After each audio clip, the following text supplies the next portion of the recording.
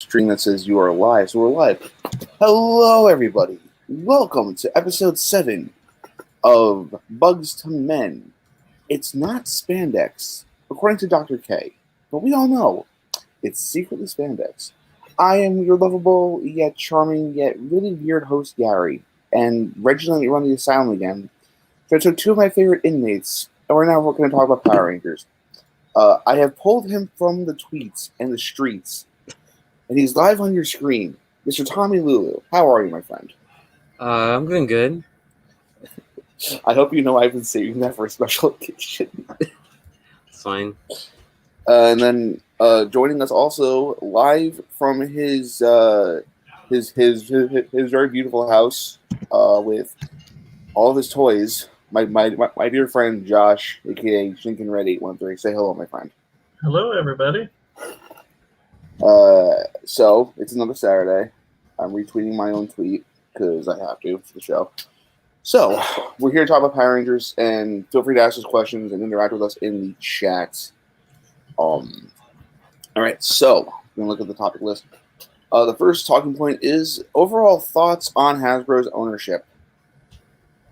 So, Josh, I'll give you the talking stick. Oh, wow. Okay. Start off strong. I feel like, and a lot of people have highlighted this too, Togo Chris, of course, but it does very much feel like this is a very gradual rollout. I mean, they've only owned the brand for, almost 2 years, 3 years, close to that. So, like, a lot of the plans that they set up or were at least discussing, haven't fully come to fruition. I mean, we don't really have anything in the Jonathan Eswell. I think I mispronounced his last name, but the whole cinematic universe movie, TV, whatever thing. So obviously that's still in some form of development. The Lightning Collection's doing well, which is great, and the show is continuing. We now know, obviously, that Dino Fury is getting a second season, which I know was kind of touch and go for a minute there because we weren't really sure what that looks like, and the whole thing with the Toei partnership and all of that, and we really don't know what that looks like.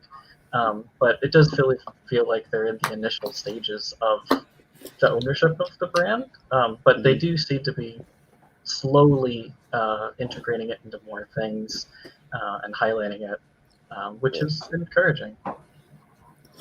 Yeah, I mean, I think the biggest thing, and then we'll let Tommy talk for me, is Hasbro's doing stuff right and stuff wrong. Like, they're doing more in the way of like expanding the universe, which I really like. We have the comics, we had Hyperforce, now we have that other tabletop RPG that Xander from Kingdom of Air Season 2 is doing.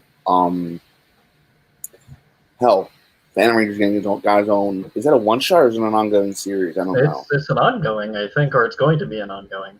But that's good. It's very good.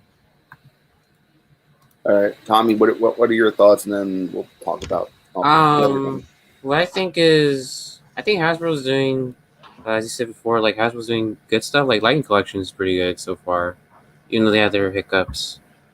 I think the one thing that's really lacking is like Dino Fury's toy line, or like the main toy line, where like they don't put a lot of attention to it as compared to Lightning Collection. Yeah, that's probably because because Bandai kind of didn't do so well at the last year with Ninja Steel with the toy line, so maybe retailers didn't like VR in a sense, maybe. Yeah, I mean, I wanted to. We'll talk more about Dino Fury later, but I think that's one of the biggest things for me when it comes to like Hasbro's ownership is. I don't know about you guys, but when I saw they were announcing like the Beast Morphing shorts, I was like, okay, they look kind of cool. I'm not going to buy them, but I know people who are going to be crazy into these. I think I was one of them. Yeah, I figured. Yeah, they look nice. I have all the mini plus, so I didn't need them. I have some of them need fall thanks to you. And I also have the DX Go, but I also have DX Go Buster 8 just on my shelf. But the biggest thing for me is distribution for Hasbro's toys recently sucks. Like, I went to Target last week to get Skelegod, who I have right here, by the way. Just wanted to show them off again. But my whole thing is, I go there and there's barely any Transformers on the shelves. There's barely any Power Rangers. And I think the biggest problem that I have with Hasbro's ownership is they have Hasbro Pulse. Why not put the Zords on Hasbro Pulse for pre-order? Mm-hmm. Because we never got like the Beast X King Zord last year for. Yeah, Oh, yeah. that's the whole missing hole in my collection. Like But- I wasn't expecting the Frog Zord to come out, and I was kind of glad they didn't, because from what I've heard and also just seen in general from like Bruno did a video for it. I think Chris Long did a couple videos for the Beast Morphin Zords, as well as Wotafa. Mhm. I don't like how they did the Gorilla Zord. Oh, yeah. That was weird. Yeah, Now, granted, I know the Zords aren't like supposed to be highly articulated, but I liked the Beast Morphers version of the Gorilla Zord. I think it was BT02 or GT02. Yeah, GT02. Mhm. Because it was like, okay, you're getting like a solid ass truck mode, you're getting a decent looking gorilla, and yeah, and the Buddy Roids could all transform into like from their like head modes to the Buddy Roid mode. But like, no, go ahead. And then also from what in my collection, because I own it, like the plastic it doesn't hold as well. Like the quality wise, it doesn't feel Yeah, as good. I mean that was my next question, because I figured, Tommy, you owned it. Does it feel like a knockoff? Sort of. Yeah, like I think it just still sounds to this day though that we have the masters of transforming toys doing Power Rangers, Mm-hmm. and they're not knocking it out of the park with the Zords. Like, granted, last week there was a Fan First Friday, and we can get into that later if you guys want to as well. Yeah, we can. Sure, yeah. But the thing is, for me, I have all the Ryu Soldier mecha, and I understand, like, oh, this is for kids and stuff. I don't like how they're skipping Zords, because we saw prototypes for the Mosa. I don't know the American name. I know Mosa Rex and Yoko Ryo. I think it's Terra Freeze Zord and Mosa Slider. Most Razor. Mosa Razor. Razor, There you go. yeah. I think the thing that gets me is that they haven't told us if we're getting the Pocky Guru, Cosmoraptor, or Demon Volcano. Yeah, which is weird because I know in the Netflix footage, like they literally just premiered the whatever the Demo Volcano equivalent was called. I honestly forget. The Dimetro Blazing Zord, I think. Yeah, I think I that think was so. it. I appreciate that they used Dimetro again. That was a nice. And also another thing is kind of weird how like the Zords aren't even out with the first wave in a sense. Yeah, that is like really how weird. compared to Bandai, where like everything came out before the show. Yeah. So I don't know what's wrong with Hasbro's distribution, but I it's mean, really weird. I equate Hasbro's distribution in general just to general distribution at this point, because the problem is also we're still in the middle of a pandemic and people aren't like buying nearly as much, and Jeff Bezos is just getting more and more of our money. But that's still no excuse. Like, I should be able to go into Target or Walmart if I have to, God forbid. Walmart's a retro hive of scum and villainy around here. And I should just be able to be like, hey, here's $30. Let me go buy the T-Rex Champions, or let me go buy, I don't know, Lightning Collection or something. Yeah. Because I Yeah. never seen Yeah, Lightning the Collection in my amount of area. markets I've been to try to find that stupid In Space Black is insane. Yeah, I Oh, stopped buying Lightning Collection at retail because, like, I'm just now. I was at a Target the other day. I just saw the Andros 2-pack for the first time at retail. It's crazy. The only things on shelves are like the Morpher for Dino Fury and like the monsters, but they're getting clearance, I think. Yeah, like that's something else I wanted to get into with Hasbro's ownership. They are taking more chances when it comes to releasing like figures. Like they're like Weird got last year, like 2 different versions, I think, of Blazing Roxy. We got the Foot Soldier, whose name currently escapes me. electronic. Yes. And we got an Evox. But I guess what gets me is in the Dino Fury line, we've gotten the 3 basics for the Rangers. We've gotten Boom Tower, who I still kind of want because, let's be real here, I haven't watched all that much of Ryu Soldier, but I like that monster design. Yeah, it's cool. And also doing Void Knight. My biggest complaint, though, is just going back to the Zords for 1 sec. What? So they're doing the tier champions who are on his own. Then they're doing the 2 packs for black and blue and green and pink. I think that's what they showed so far. Yeah. In my opinion, they should have done it blue and pink and then green and black. Because with that, at least then you could form Kishiryu of 3 Knights or the Dino Fury Megazord. Like, I know the Warrior formation is the 5. Mm-hmm. But what do you guys think about that?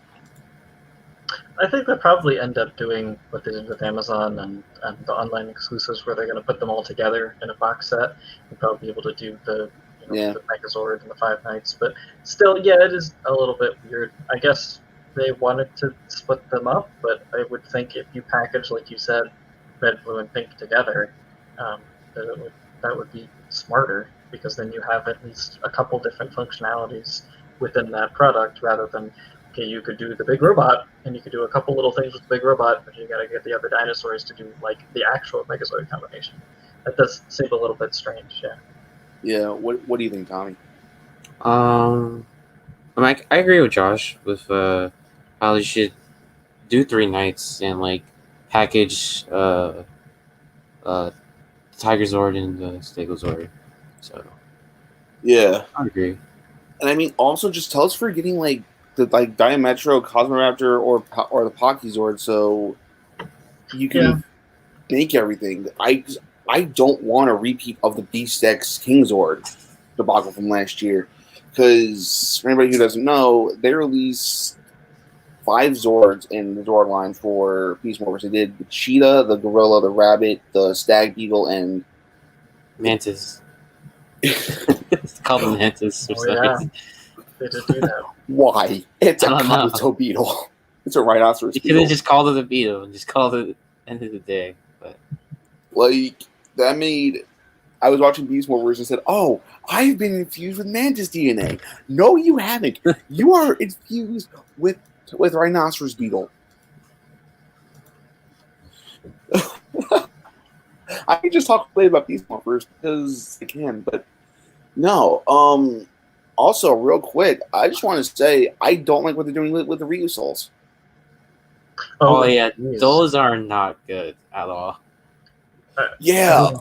Do they still Like, do they still have yikes. a head on the back of them? I thought I saw something that... Yeah. I mean, I know they don't fold up, and I know they're not the little minifigures, which is a huge missed opportunity. But do they can you at least replace the helmets with them? I think you could. I think I saw a picture somewhere. Like somebody posted, I think, the one that came with Void Knight, and it had like the generic. Yeah, it has Kishu. It has the movie Monica, I think, as the head. Oh, okay. Yeah, I see that, so that's nice, but yeah, I think the way they're doing it is the ones that come with the little with the like 4-inch, 5-inch figures. They don't have any articulation in the head, but the ones that come with the Zords do. Oh, okay.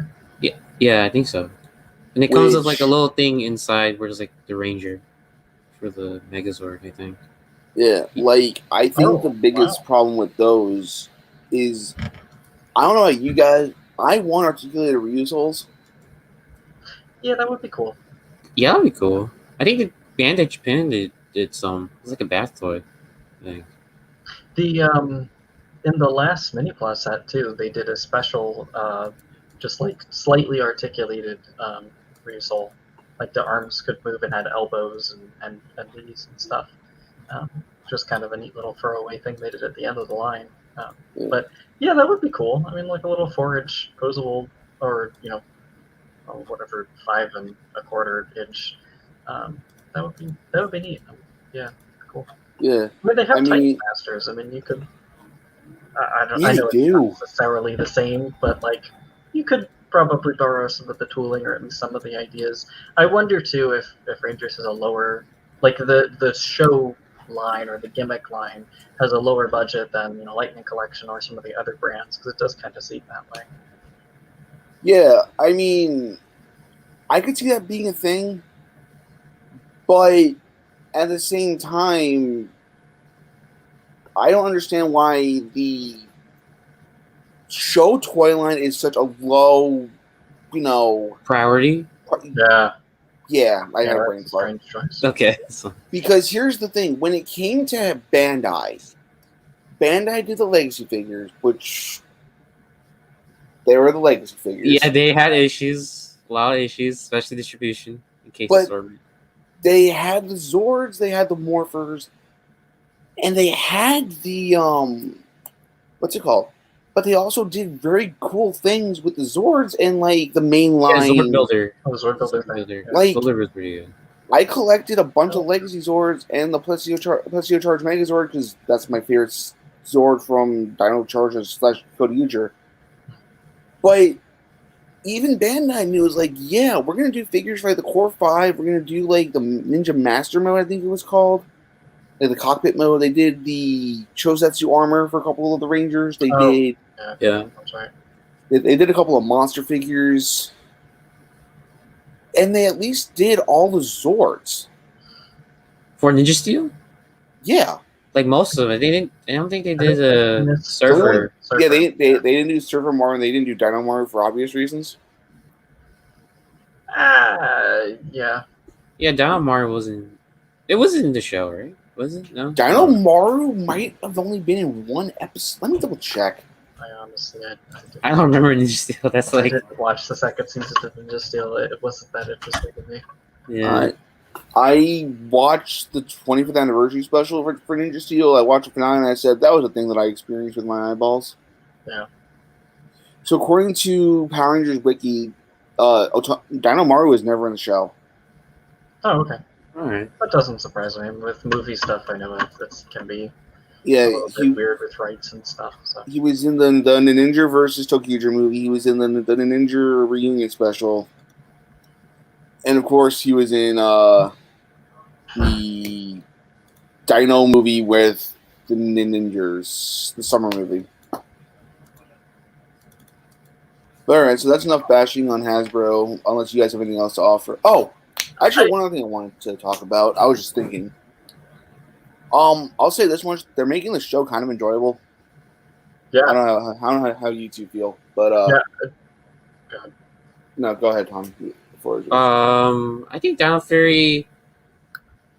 I think it has good characters. I think they're pretty good so far. Yeah, I mean, we'll go more in depth with Dino Fury a little bit later, but I do like the fact that they're listening to people and like, hey, you know that Nickelodeon deal? That's done. We're going to Netflix. Although, this brings up a very interesting point that I want to make. Mm-hmm. Hasbro, why are you putting the show on YouTube? I'm not trying to sound like an entitled fanboy. I swear I'm not. Mm-hmm. But if you're going to put your future seasons and shows onto Netflix, renew the damn deal and put everything back. Because I have a Halloween tradition every year of watching A King from Angel Grove. That's from Zio.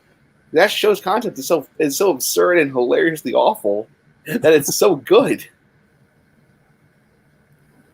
Anyway, have at it about that. I'm not really sure why the whole Netflix thing happened. That does seem kind of strange. I mean, I imagine money in some form or another changing hands or something. And I know a little bit about Netflix deals stuff, and like they do have to pay Netflix a certain amount or something too. So I wonder if it was just a financial thing and they wanted to cut corners. I don't really know. But yeah, that does seem a little bit weird. And the whole YouTube rollout is strange. Like everybody is doing it now. All of the intellectual property is going to YouTube. Like it's episode by episode, or it's like premieres and it's 3 episodes at once or something. It's odd, but at least we are getting some stuff, which is kind of nice. Also, real quick before Tommy talks, I miss the Sentai DVDs. I wanted a Bokenger Blu-ray Yeah. set. Oh my damn it. god, Yeah, I was supporting all of them up until the end, and I plan to support the Rider ones as they happen. I'm really excited for that 01 DVD because I haven't seen 01. I binge watched 01, and so we did a 01 episode a couple months ago for the show, and oh yeah, I saw that. 01's good. 01's amazing. I'm buying that Blu-ray. It's just kind of sucky that COVID was in the way. Yeah, that's my only issue with it. But it's good. Also, real quick about 01, I really, really wish that the figure arts weren't so expensive. I really want to own Hirobi. Oh, good luck, Gary, on that one. Yeah, my Reggie's like, I need a Hirobi for my collection. I'm like, I know, but they're so expensive. And then a friend of mine, Mandy on Twitter, or Kivala on Twitter, has an entire shrine for Hirobi. I'm just like, you're dedication. That's dedication. I'm working on my Chaser shrine. There's a couple of them. I mean, if it helps, I have a shrine to RID and a shrine for Ryu Soldier. But anyway, enough about that. Tommy, what do you think about the PR Netflix thingy, Mabobber? I think it's very inconvenient for people. Yeah. For like, because when you had Netflix, every season was there, and now Hasbro is gonna slowly release all the seasons on YouTube, which is gonna take forever, considering the pace they're taking. And then also sometimes it's very confusing if it's like an actual episode or like they do these weird like clips where they just mash like episodes together on their YouTube channel. Yeah. So it's not very precise of what they do. What's it called? Yeah. So that's everything about Hasbro. We could talk hours upon hours for this. So the second thing is thoughts on Lightning Collection. I will start off by saying that they need to do more than just figures. Yeah. So the floor is yours. We can go anywhere with Lightning Collection you guys want. I have points that I want to make towards the end of this segment, but this will start. Also, I wanted to point out, I think it relates to the whole PR toy line, like Lightning Collection. Yeah, sure. Dino Fury. So, do you guys think if Toys R Us is still here, do you think those Target exclusives will like be not as much prevalent as there will be like Toys R Us exclusives? Yeah, or I'll tell you how Toys R Us will help get more stuff. I feel like if Toys R Us was still around, there would be no Target exclusives to begin with, because I feel like when Hasbro had the Toys R Us exclusives, they were making so much more money, and also Toys R Us's pre-order system wasn't a complete. And I know I said we're not allowed to curse, but this is my show, so I'm just going to say it. Ordering from Target is a shit show because they keep charging your card and like taking the charges away. And that's even if you can get a pre-order in. Yeah, because all the bots and for no reason just came out of nowhere. I mean, wasn't there like a massive G.I. Joe launch yesterday, and people were, or a couple days ago, and people were complaining on Twitter and Facebook about like not being able to buy everything? I think so. Being a G.I. Joe fan for that new line because it sounds like such a headache. Oh gosh. I mean, when it comes to like buying G.I. Joe, I understand G.I. Joe is like a massive like movie franchise, but like Ultraman, that's just one franchise I never got into, and I have no desire to watch any of his like media except maybe the new Snake Eyes movie. Yeah, that does look good. But yeah, and also the one downside to having Toys R Us around was jacked up prices by like $5-10. Like I remember when my store was closing, they had I think it was a Titans Return 6 shop for like $60, and I was like, screw it. But anyway, moving back to Lightning Collection, Tommy, the floor is yours, my friend. But what was the question? How do you feel about Lightning Collection? Like, what should they do? I think so. We're on year 3, and it's kind of weird that we haven't gone like a Zord, like at least the original Megazord, at least for the Lightning Collection. Or like even like I understand that like maybe they're not ready for Morphers because Power Morpher was like a Walmart exclusive, which I was surprised.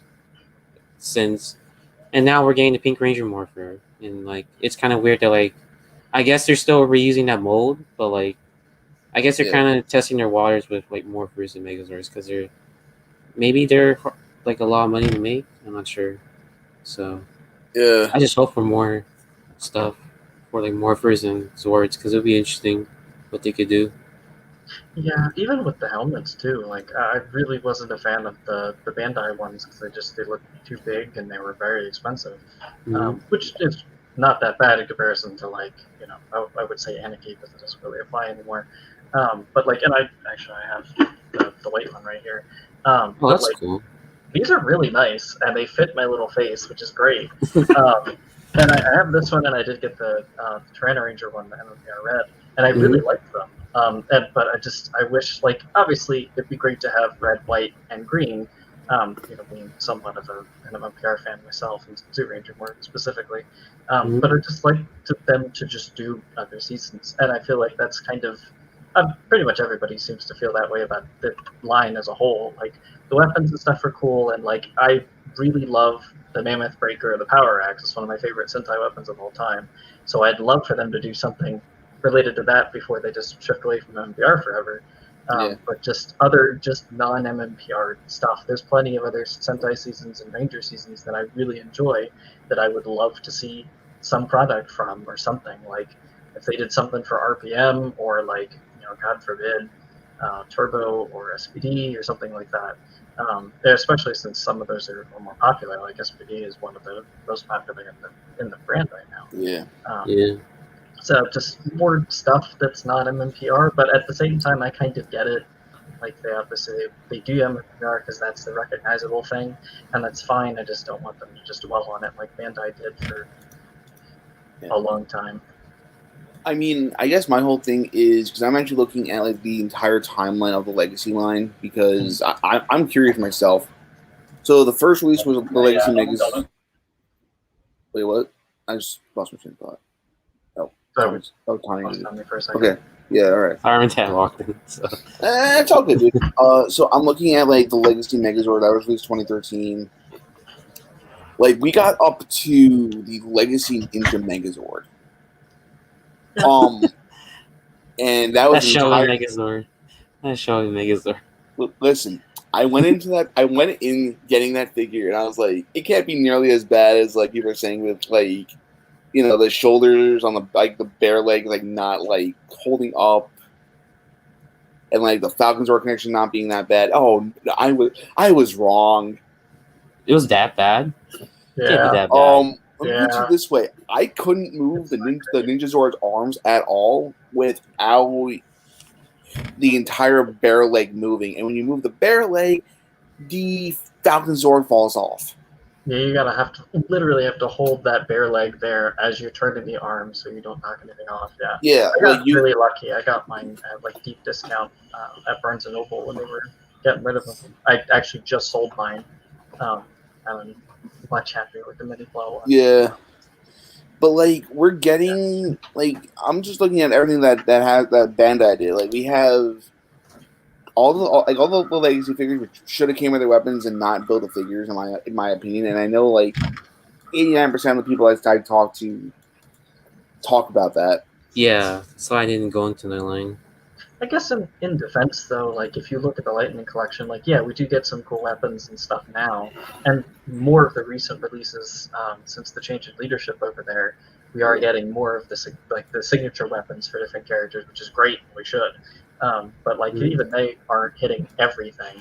But obviously it'd be nice to have all of the stuff that everybody comes with. But I mean, I'm on the same page as you two about like they need to move on from MMPR. Yeah. But I'm going to equate MMPR to G1 Transformers for 1 second. Because Hasbro's doing the right thing with Transformers Kingdom. They're doing more Beast Wars homages with G1 figures. Like I said before you got here, Tommy. I have Kingdom Cyclonus here. Arguably the best Cyclonus they've ever done, and probably one of the best Transformers in recent memory. And I have like the new Air Raider, I have the new Optimus Primal. Both of them are fantastic figures, and I'm happy that Hasbro is like going away from doing G1 figures especially with what got rumored for next year, which I'm kind of excited about, even though I'm kind of just trying to like not buy as much. Yeah, But when the it whole rumors and stuff. no, go ahead, I go ahead. haven't heard about Like wasn't there like a leaked list or something? Yeah, there was About a for there was a Transformers? leak list, and if all those leaks are true, then my wallet will be suing me for And like malpractice. they might tap into Armada or something. that. I wouldn't mind talking about these leaks after the episode. I missed all of this. If they do more Armada homages, I can name 4 people, including myself, who are probably going to have to send their wallet straight to Hasbro. But that's besides the point. Prototype one. Yeah, it's like Like they're doing decent stuff for Zeo. Like we had an entire Fan First Friday for the Pink Ranger, which during Bandai's run they would always say, "Oh, female figures don't sell. Female figures really don't sell." I'll give Hasbro this credit. They are taking risks, like I said earlier, that Bandai would never do. An entire capsule just for the Pink Ranger. They did an entire box set for the Psychos. and now the new wave has 2 females, which is the first Yeah. I think. Yeah, and this is also the first wave with no Red Ranger. In the same way, though, I mean, they're kind of playing it safe. Like Yeah. a lot of the teams that they are doing the females for now, we have all of the guys, which is, I guess, smart in a business decision if they aren't selling. But at the same time, like there are plenty of female characters that I know people would be really interested in. Like I have been waiting for a Time Force Pink for a very, Same. very, very, very long time, Say. and I would gladly get that as a convention exclusive. Hint, hint. But I get what they're doing, and obviously they're trying to do it safely so they can still make money. But yeah, it is nice to see that they're actually trying to do stuff, but it does kind of almost seem like they're at a point now where they see how those figures are selling, and they see which characters people are after and stuff. Like it's great that we're almost done with Zeo finally, and now we have Yellow in the next wave, which is fantastic. Yeah. Honestly, I don't mind having more female characters before I get the guys. That's not a big deal. Let me ask you guys this: do you guys display your Lightning Collection figures with the civilian heads or just the Ranger helmets? I don't have any space in my house, so I just put them in the box. Fair I point. wish I could display it. So, but if I were to do it, I wouldn't use the head, to be honest. It kind of depends. I do a lot of my photography with riders and stuff as well, so I like to keep them represented as Sentai teams. So usually I just leave their helmets on, but like there are a couple exceptions, like one of the Dragons or something. He had a cool looking head, so I left that on. But usually I leave the helmets on, but they do look really nice, and they're great for like photography and stuff. Like if you're doing the morphing sequence, it's perfect. Yeah, like I want them to go like Wave Tensor is a great example of doing like figures that people really wanted, like Phantom, and they're also doing figures to complete 2 teams. Like we're gonna have Zeo done, and we're gonna have, as I go to Tokyo Nation just to double check the reveals, because I have the brain the size of a marble and I can't remember. I think it was in Space Pink, Zeo Yellow, Right, and one other one. Like it was Dino Charge Green, so that's our third Dino Charge Ranger. Like for Dino Thunder, we're missing Yellow and Black. We're missing for In Space. We're missing Zane. I want them to eventually start doing RPM, because once conventions start opening back up again, I would love to see them do RPM Gold so I can get Mike Ginn to sign it if he ever goes back to conventions. Because it's Mike Ginn. Mike Ginn, by the way, one of the nicest people I've ever met who was a Power Ranger. I met him, Christopher Kamen Lee, and I met Peter Sidarso. That was cool. But Peter looks cool. Peter was cool. I met him. I was walking to dinner with with Shugi and Toku Chris and Hassan and Reggie, and I was cool. I was like, oh look, it's Peter. And I also ran into Andrew Gray, and I called him a model because he just looked like so glisteningly beautiful, but he's also just like a major a-hole. Yeah, and that documentary thingy on Netflix. I watched ST's video about it. I'm just like, wow. White character. So let me ask you guys this: what are your 3 or 4 like dream Lightning Collection figures that they haven't confirmed or released? Okay, yet? well, Quantum Ranger. That's the number one. Well, okay, Tommy, you go first. Other than Quantum. Okay, Quantum Ranger. Is Yes, one. yes. Mm-hmm. Yes, definitely Quantum. Like, literally, just to get Quantum Ranger. It's a anytime force or anything. Josh, go ahead. Yeah, Josh. Not really a figure, but I think it'd be really cool to have like a HasLab or just a large vehicle of the Rescue Rover from Lightspeed Rescue. Yes. The yellow Hummer. That would be great. I would really like that a lot.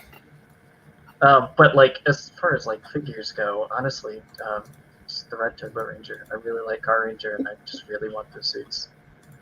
Did you pre-order Phantom? Yes, I did.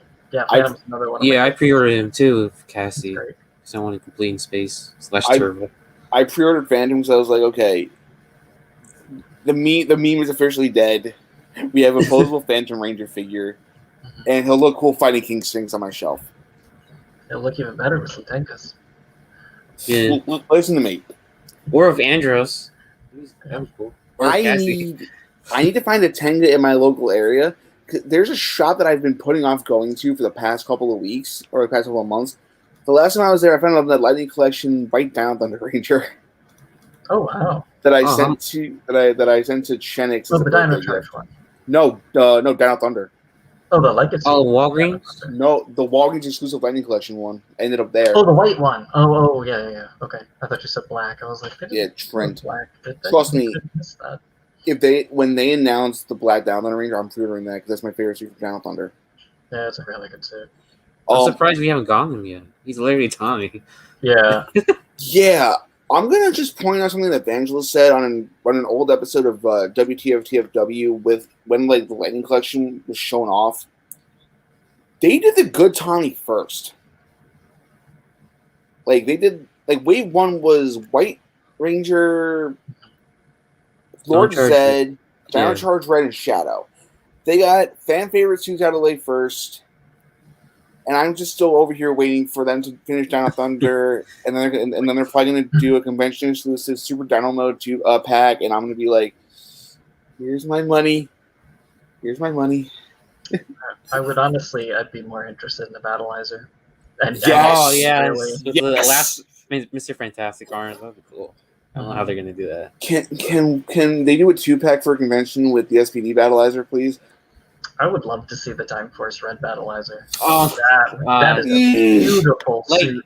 I'm just curious, if they're gonna do Battleizer, that would be so cool. Would be great. I mean, they did do the vehicles and stuff, but yeah, we got Omega as a vehicle. I feel like with Zane they're gonna do a vehicle, maybe. Oh yeah, they could do the Rover. The Rover. I don't remember if there's any of the current Lightning guys that have any armor type accessories or I know they have for example, so they have the the chest plate overlay thing, which they've done that on a couple different figures or have a similar tooling for it. So I wonder if they could do something like that for a Battleizer, but I don't know. But I feel like they could probably do it. I don't know. I want to see them do a Korag. Yeah. Yes, please. Because then I can buy 2 Korags, send one to Reggie, and be like, Reggie, do me a favor. Can you just repaint this into Wolf Warrior for me? Mm-hmm. I would really like a Void Knight, but I know I'm a little bit early to that party. But if we're talking Zords and anything onto a Fighting Collection, I'm probably in the minority. Can we please get a Lightning Collection Shadow Saber and Man and Defender's sword? And that could become a gun. That would be amazing. I don't think you're in the minority for that Shadow Saber sword. I think a lot of people would be definitely interested. I know Eric, aka Trekkie B47, who did our wonderful logo for the show, would love to own that. Yeah, our logo was done by him. Reggie did one, and Eric messaged him and was like, "Yeah, let me redo your logo." I'm like, Oh, that was awesome. So, Eric, if you watch this, man, thank you. We appreciate you. And we'll have you on the show at some point. Probably to talk about Gaim, because let's be real here. For that episode, there's only 2 guests that could like Gaim? Go loco for Gaim. And that's Toku Chris, because Toku Chris is the man that owns a CSM and a helmet for Kachidoki. No, not Kachidoki. What was Zangetsu's form? So, The Kachidoki melon? What's it? Hold on. He was a regular melon. Zangetsu. Yeah, he was coming out of Zangetsu helmet. Oh, yeah, it was done by Takatora Bada, aka Takatora. Takatora Bada. Oh man. It was Melon Arms, yeah. Okay. Now, if we're talking Lightning Collection Zords, listen, I want to know why we haven't gotten Lightning Collection Zords. Going off what Tommy said, like they did that whole transforming Megazord thing.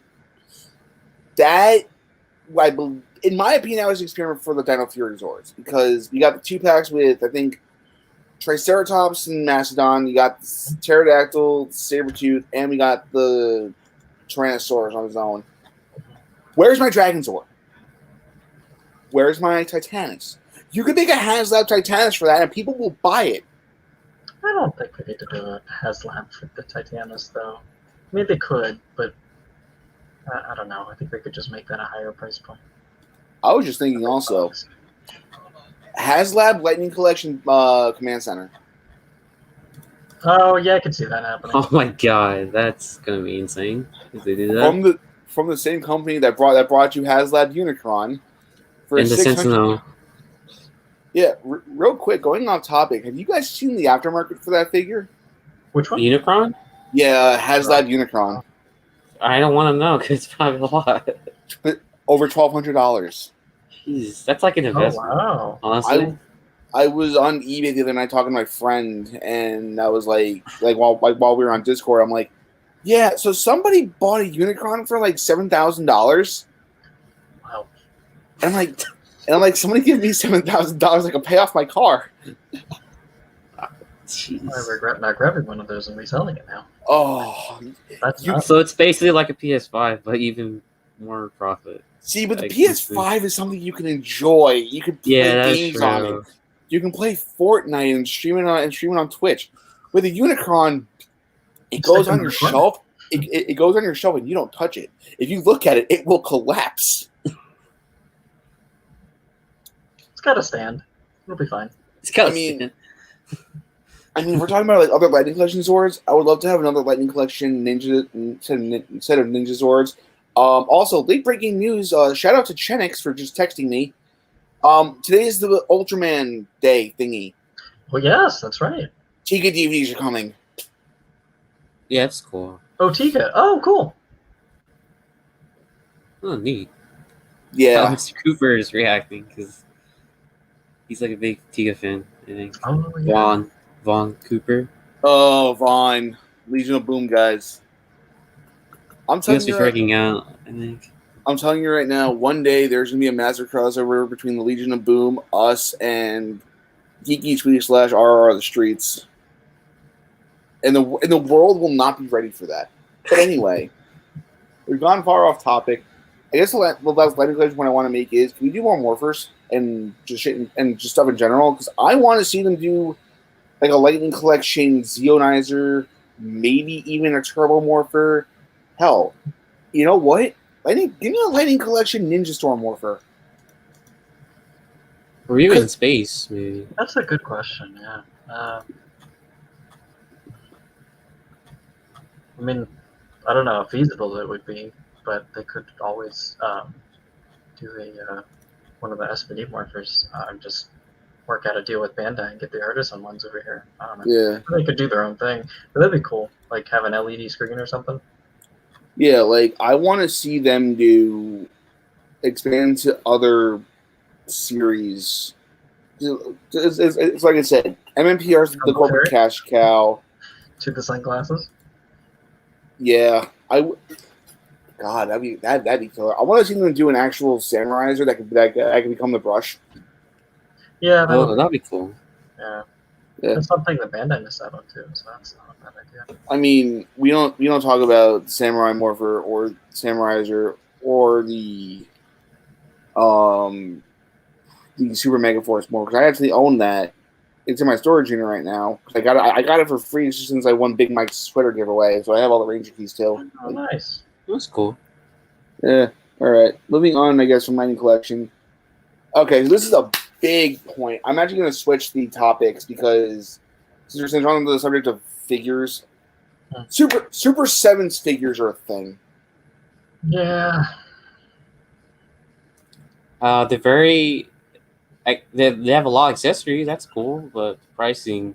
Yeah, I'm gonna bring up the Tokyo Nation post, and I'll share my screen for this because I have some thoughts about this also. I'm probably of the minority, but that Goldar is definitely the nicest looking Goldar suit that anybody's done.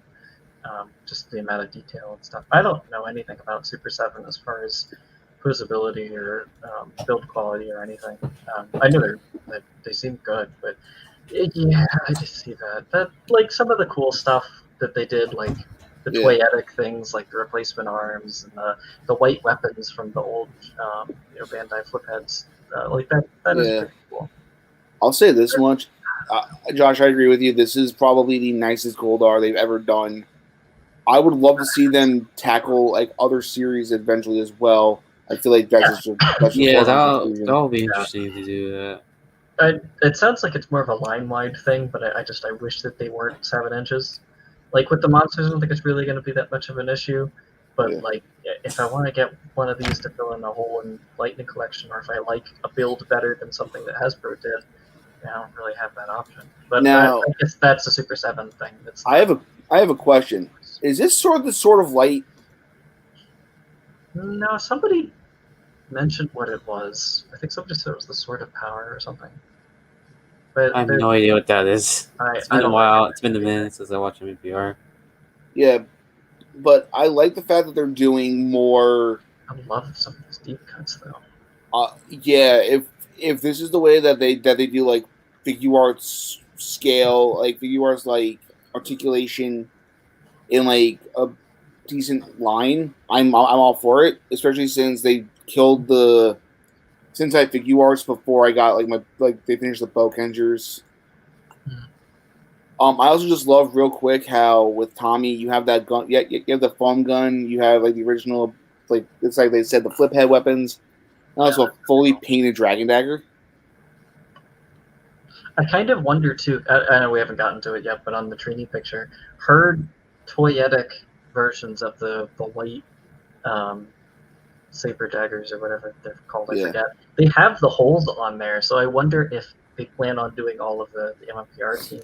If you can actually put together a toyetic version of the old white Power Blaster, that'd be pretty cool. Like sort of like the Hasbro one, not.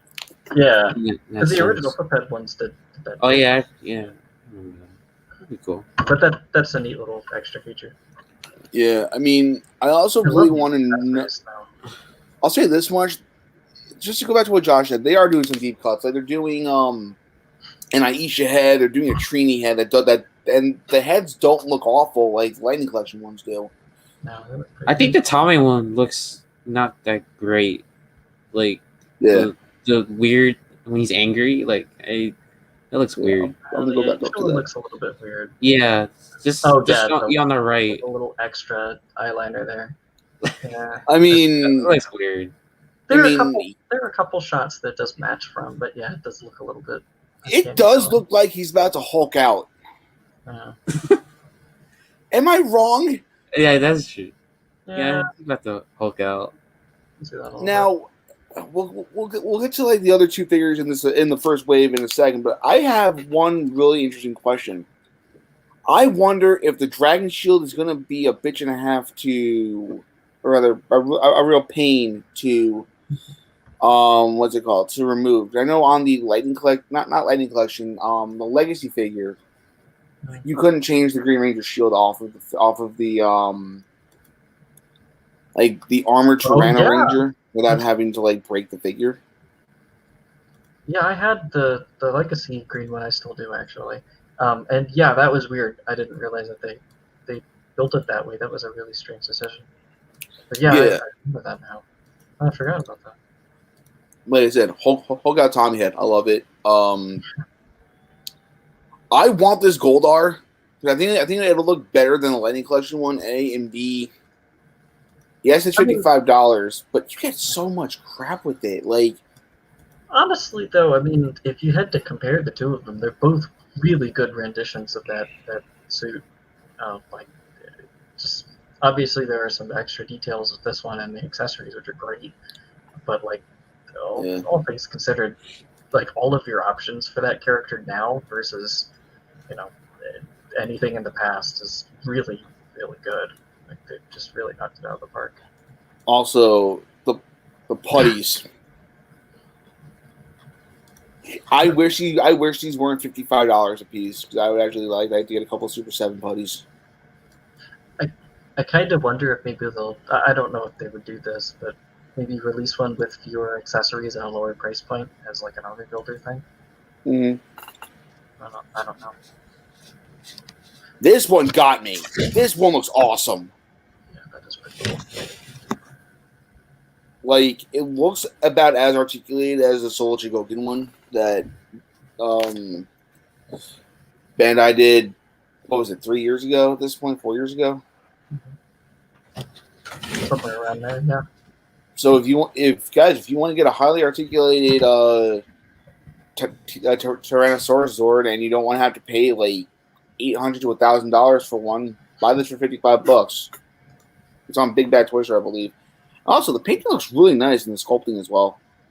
Yeah, I'm a big Sea Ranger fan, and they really nailed a lot of the details on that. That looks really good. Yeah. So, I guess we're all in agreement. The Super 7 figures look really neat. There's a lot of deep cuts. I want to see them do more. I do wish they weren't MMPR, but I mean, like you said, it's the G1, so of course they're going to do that first, which is fine. I just hope that if they do some other more obscure characters, I think that would be a really big seller. But I'm sure they're also thinking about that too.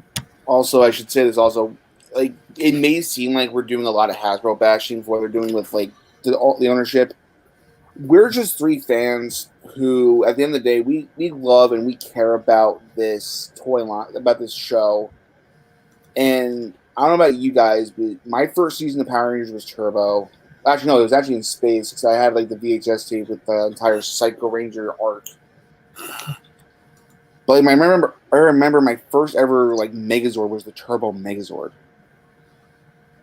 And I'll tell you, so we've come a long way in terms of like where the show is with it, with like its identity. But the longer that Hasbro is just stuck with MMPR, I feel like that's going to kill the vibe for a lot of people, and the show will probably end. The toys will probably just stop existing, and it'll go the way of the dodo. I don't know how you guys feel, but that's just me speaking the God's honest truth from that thing in my chest that apparently people call a heart. I feel like there's a way to still use a lot of the MMPR iconography and introduce new things. Like what they're doing with the comic, I think, is a good example. But something similar to that, that's still like you still have the suits and you still have the mecha and you still have the weapons and all the stuff that people recognize, which is great. But still breathes new life and is different. Yeah.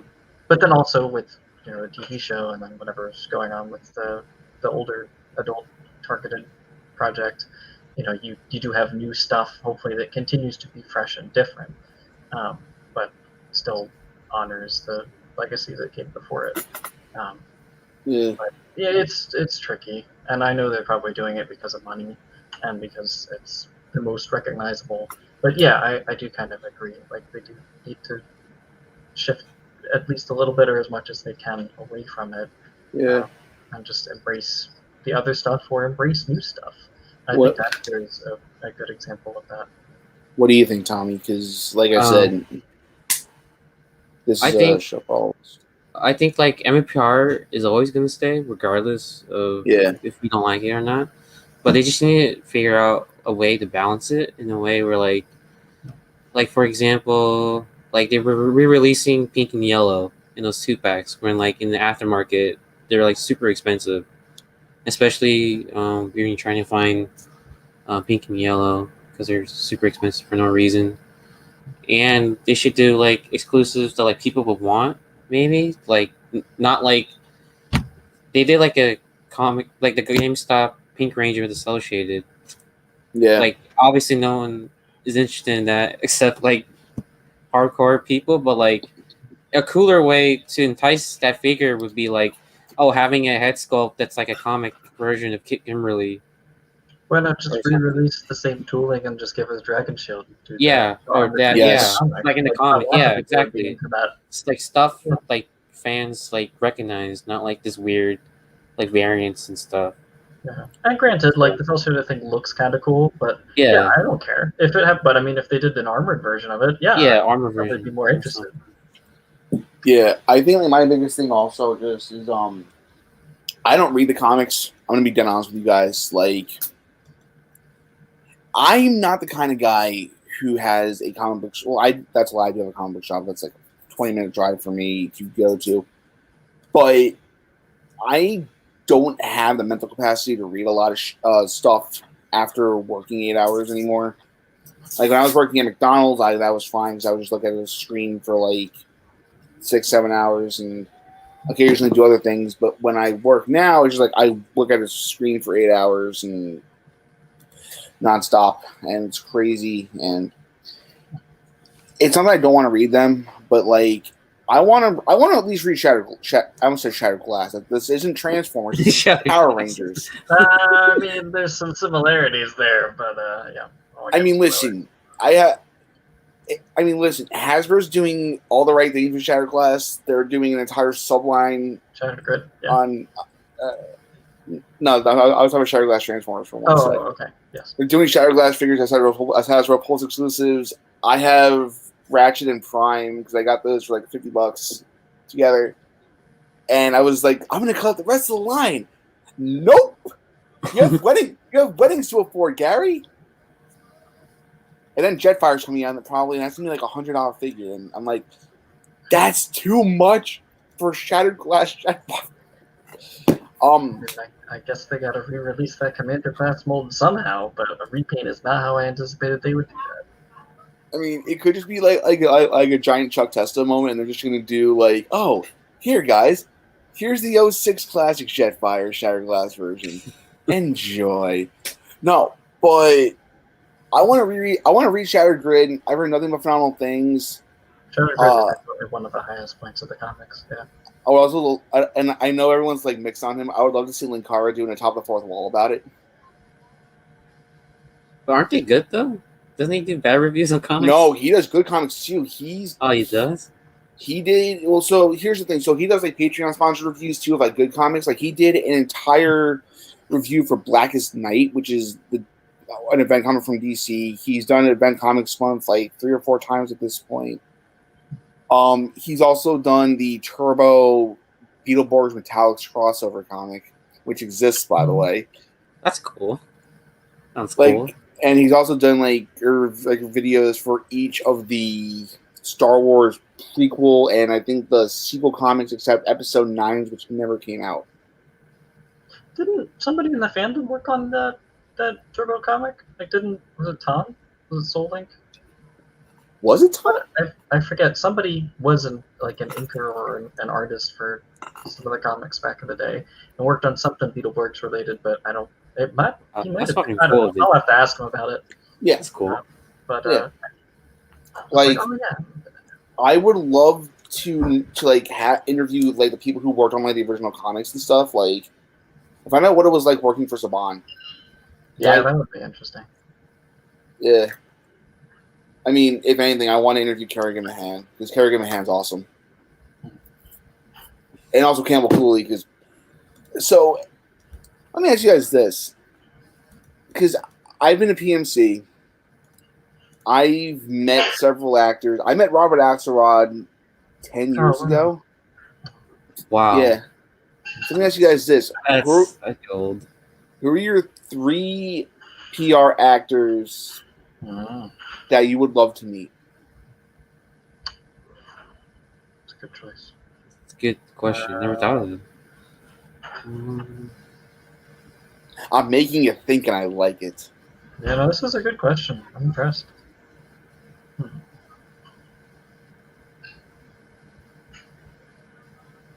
I think anyone from Disney era. Yeah. I think they seem good people. Because from what I've seen, some of the Saban people kind of sketch. Not gonna lie.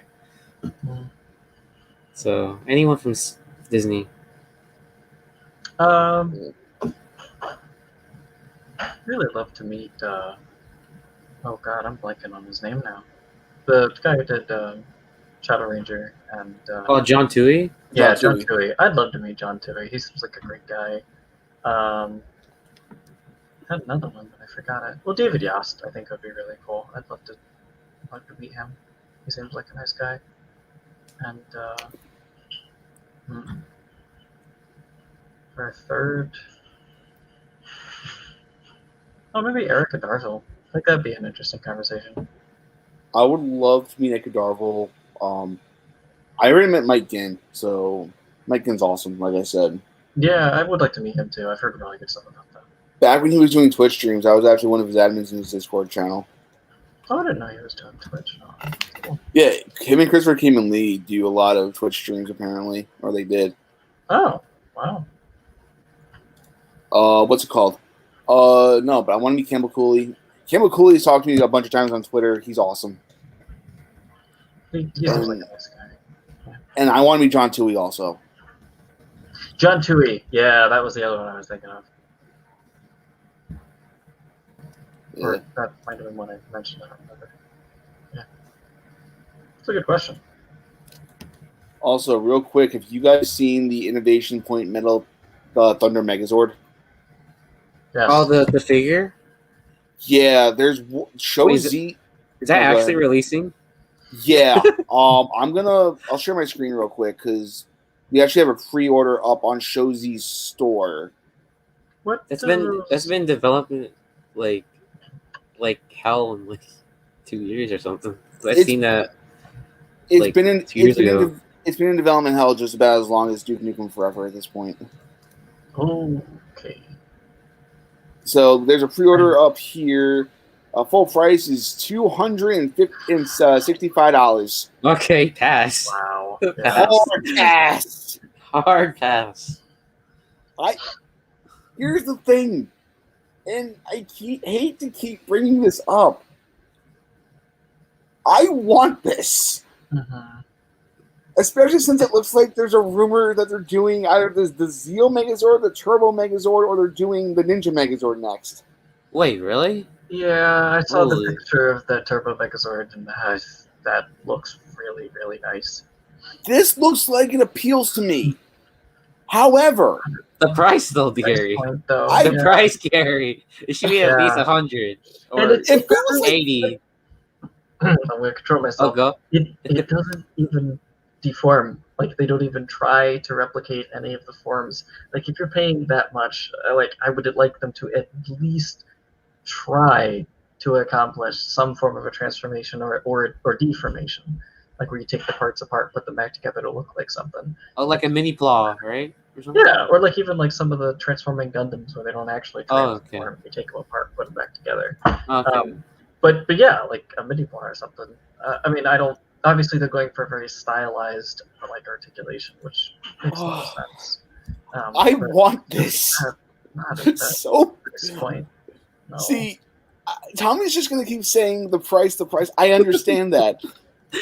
I want this. I'm with him. I mean, if you want it, you buy it, but Yeah. it's gonna cost a lot, Gary. It's a giant articulated statue. Like, look at all the stuff. It comes with the staff. It comes with the sword, the sheath, and a bunch of hands. It's nice. It's just not at that price point. No. I'm surprised it's out, like on pre-order or something, because I thought it wasn't never gonna get released. Same. By the way, I actually had one other thing I wanted to talk about from an earlier topic involving Hasbro. Yeah. Can you guys work something out with Bandai Shokugan? I want to be able to get Mini Plow over here without having to pay an arm and a leg. Yes, that would be really great. I would Oh, love that a like lot. with the Gal Ranger stuff. Mm-hmm. Or anything. Oh, So I had a pre-order through Ami Ami for Gal King, and I had a pre-order through Big Bad for Gal Muscle. I canceled both of them because of money. oh. I would love for them to be able to work out something like, hey, we'll give you guys the reign to release all the mini plot that you guys want over here, but we get like a cut of the profit and so on and so forth. I don't know how licensing works. That's not my area of expertise. But that's like another big complaint. Like when it was Bandai owning the toy rights to Power Rangers, we got the mini plot over here. Like that's how I got my Astro Delta Megazord. That's how I got my Shogun and Ninja Megazord with the Falcon Zord. That's how I got my Dino Megazord that I have in my office. That's the kind of stuff that I miss, especially since I believe that if Saban still owned the rights to Power Rangers today and just gave him the toy license to Hasbro, we would have probably gotten more Sentai DVDs. Man, Alpha Ranger. Oh, sorry. Decker Ranger? Reggie. Oh, Decker Ranger too. Dude, that's like the golden age right there. Yeah, like Yeah. something I good. mean, even go on, sure. You had Maji, Just you had Maji, you had Deca, you had Boken, you had Geki, and then if you ask Kaiju no Kami on Twitter, who's apparently who's not a nice dude, he says Go Anger's the worst Sentai ever. I'm like, have you seen Jetman? Have you seen Tokyuger? Have you seen the I Ninja? like Tokyuger. Oh, Ninja. Ninja. Bye. Yeah, they did not do well both times. Yeah.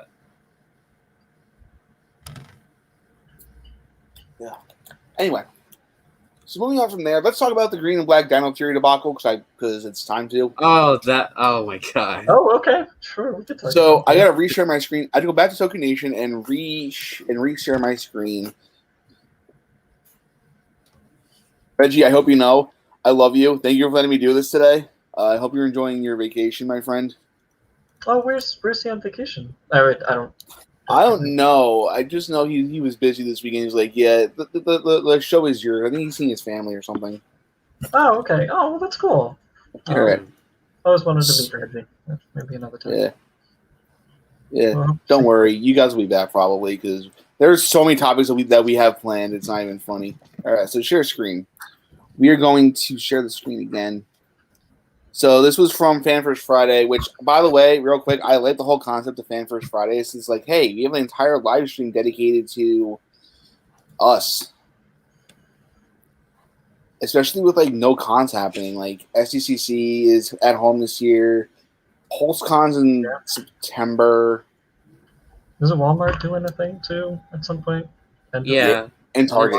Target's doing. Oh, Target. Oh, boy. Target. I can't wait for that. Especially the Andros one. Andros. Yeah, Andros. I will say this much. I like the fact they're also getting an eye guy. I'm not buying it because it doesn't look that good, but it's another monster. I mean, Gary, just wait till it's like $8. Yeah. I'll wait till it's $5 just to spite you. you want a cheaply discounted King Sphinx? I've got one. Yeah. I'm waiting for Pumpkin Wrapper to hit $8 and I'll be like, hey, Lightning Collection Pumpkin Wrapper for $8. I'll buy 2. He was $8 during Prime Day. Wait. Pumpkin Wrapper was $8 on Prime Day? Yeah, he was at one point or another, but I remember seeing it pop up. Oh no, Educator! I think Downtown the Red is $8 too. Yeah, that's for no true. reason. That was nice. Anyway, I should have got one of those to make a custom. So they showed off a Lightning Collection, not Lightning Collection, Dino Fury Ranger 5-pack as an Amazon exclusive, which is already a red flag. And also it's the only way to obtain the basic Dino Fury black and green figures. Yeah, that I feel like is a huge missed opportunity for money. It's a really weird move, Yeah. but I like it because I didn't buy any figures, so it's good for me. But it really sucks for people who bought the figures already. Well, and plus, I think that 5-pack, and correct me if I'm wrong, that's the only way to get your, what is it called? Chroma Fury Saber? Yeah, I think so. For each of the individual figures, which is a choice.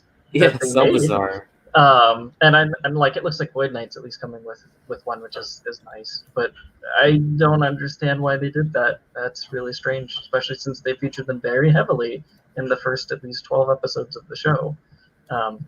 Like they have, like up until this point, they haven't used any of the weapons packaged with the figures, which is strange. But yeah, I don't really. I guess maybe financially they figured it was safer to do it this way, and you complete the team. But I mean, there's also just going to be people who are just going to pass on this and wait for a Lightning collection anyway.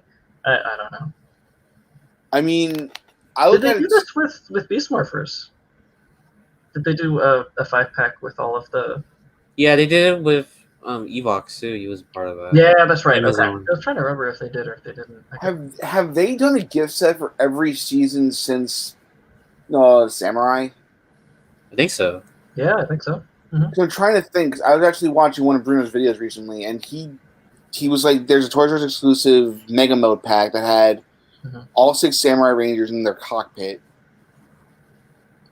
There was the Mega Force one. I know there was a Super Mega Force gift set because that came with that came with Prince Vicar. Then Down in Charge had like some like 2 for like each season. Yeah, And then Ninja Steel had 2, I think. Maybe. Probably. I mean that set was a fail because it didn't have the 2 true stars of Ninja Steel, Victor and Monty.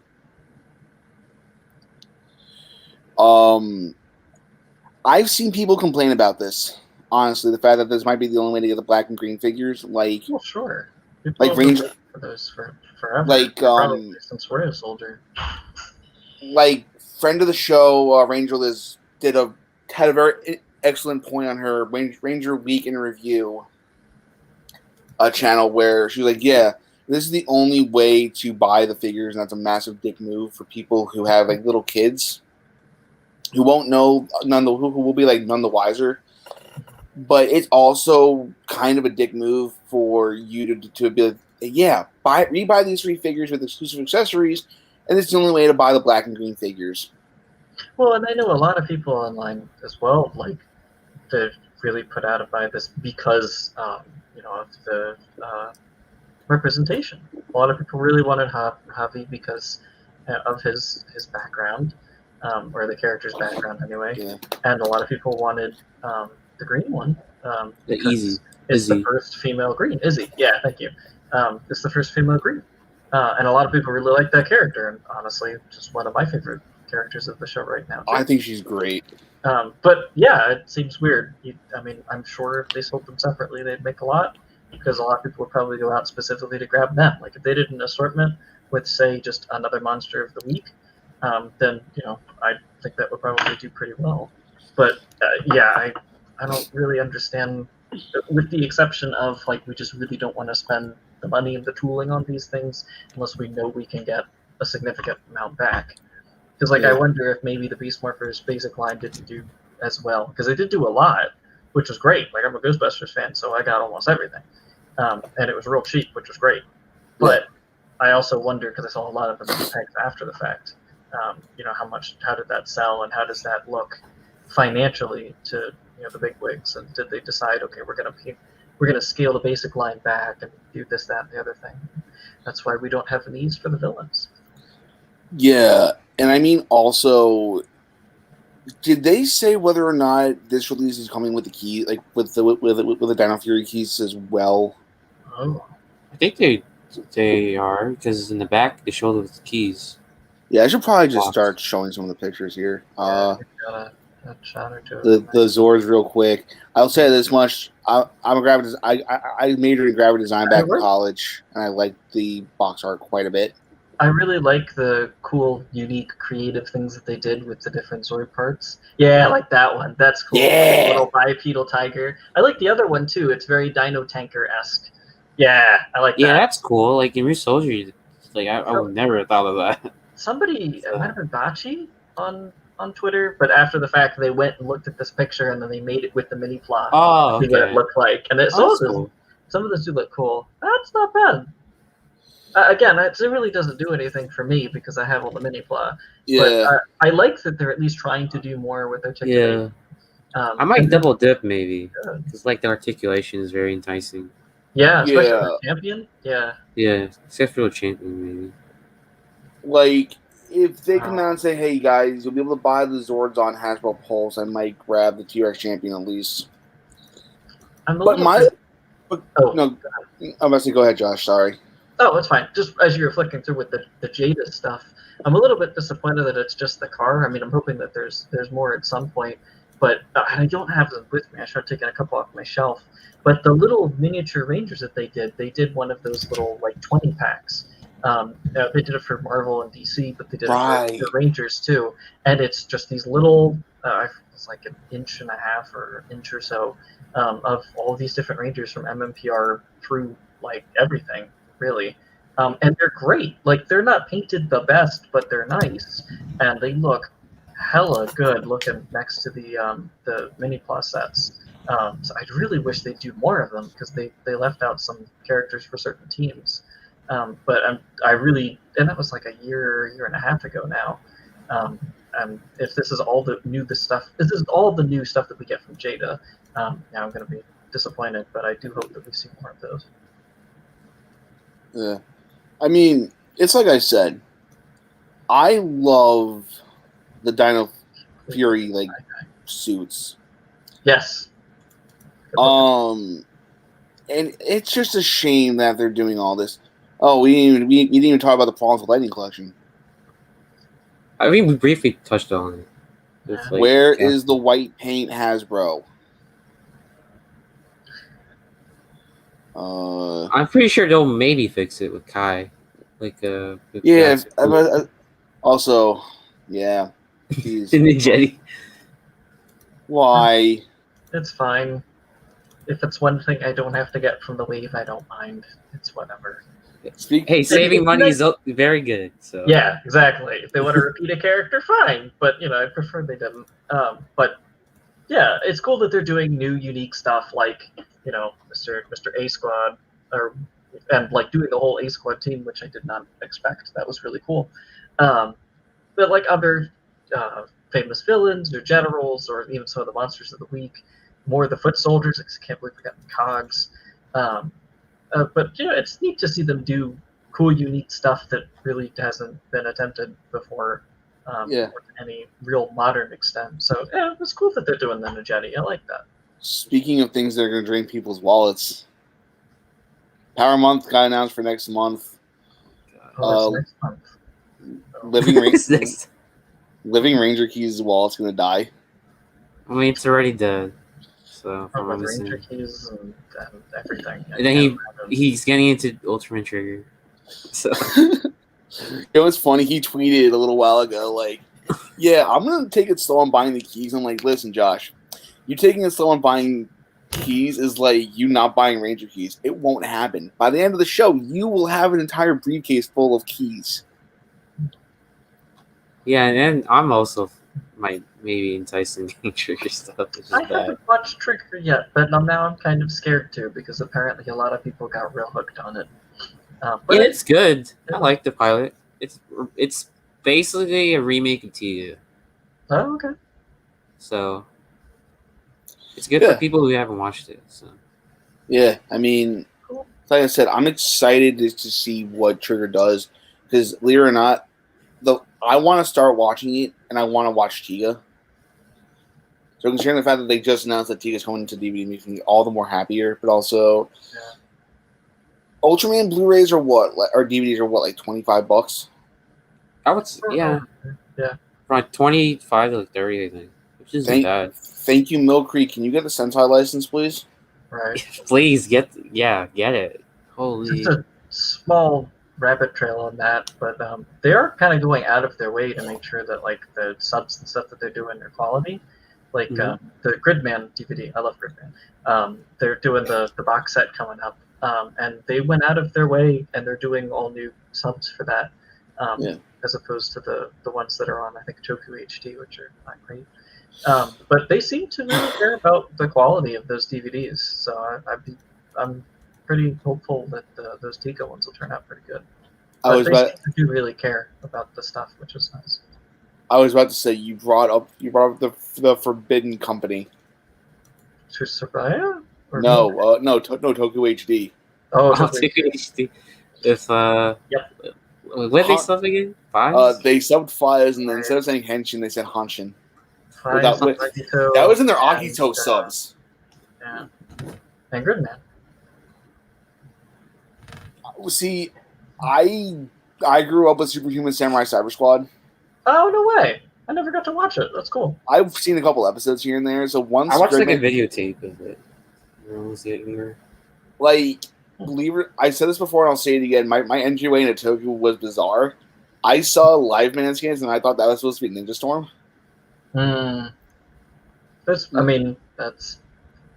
There's a lot of similarities between Hurricane and Live Man. And my gateway to Rider was I saw an AMV with Kabuto, and they played the Beat Fighter intro, and I was like, "Is this new Beetleborgs?" That's not a terrible idea, actually. Oh, interesting. Oh, you're giving me horrible ideas for fan fiction, Josh. Don't do that. No, don't do that. I don't even write fan fiction. I'm just saying, like an adaptation or something. That could be interesting. I could All right. So the final point that I had to talk about, and if you guys have anything else you wanted to discuss, like feel free.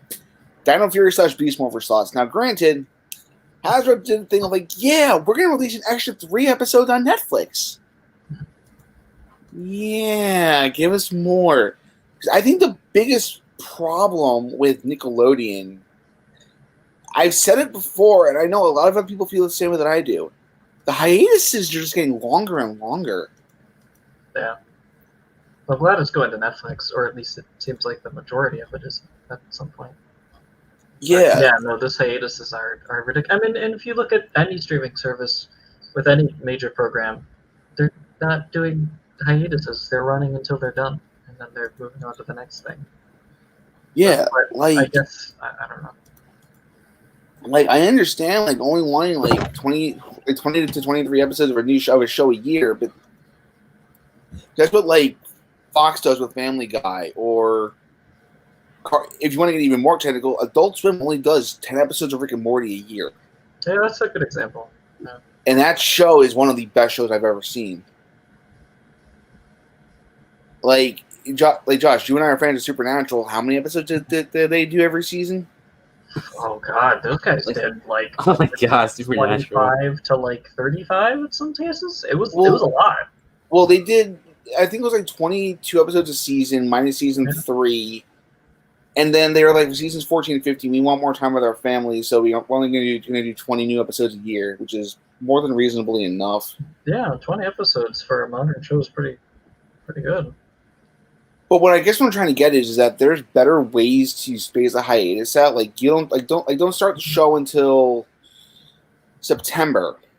Okay, now just hear me out. Because what the CW does with their shows is they do like September, October for their like season premieres, and then they do a string of episodes through like Thanksgiving. They finish it at episode like 5 or 6. They come back, they do a couple more episodes, go on a holiday break, and then come back in like January or February, or in the case of Supergirl, turn that into a summer show.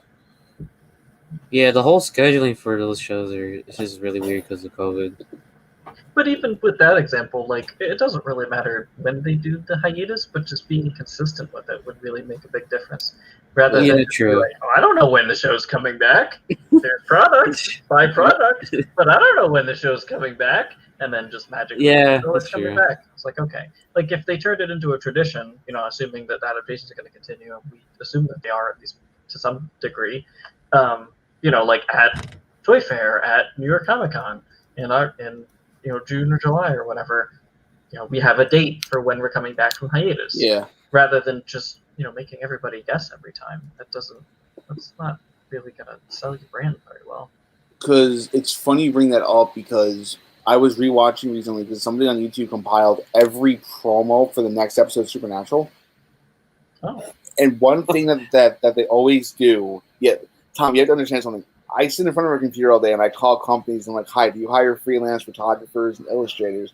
So my job is very, very boring. Okay, that's fine. I'm just the dedication of that person editing that video is very good. Yeah. No. They cut all the promos out. So every promo like 15 to 30 seconds. Holy shit! Wow. How long is that video? Oh no, it's like I said.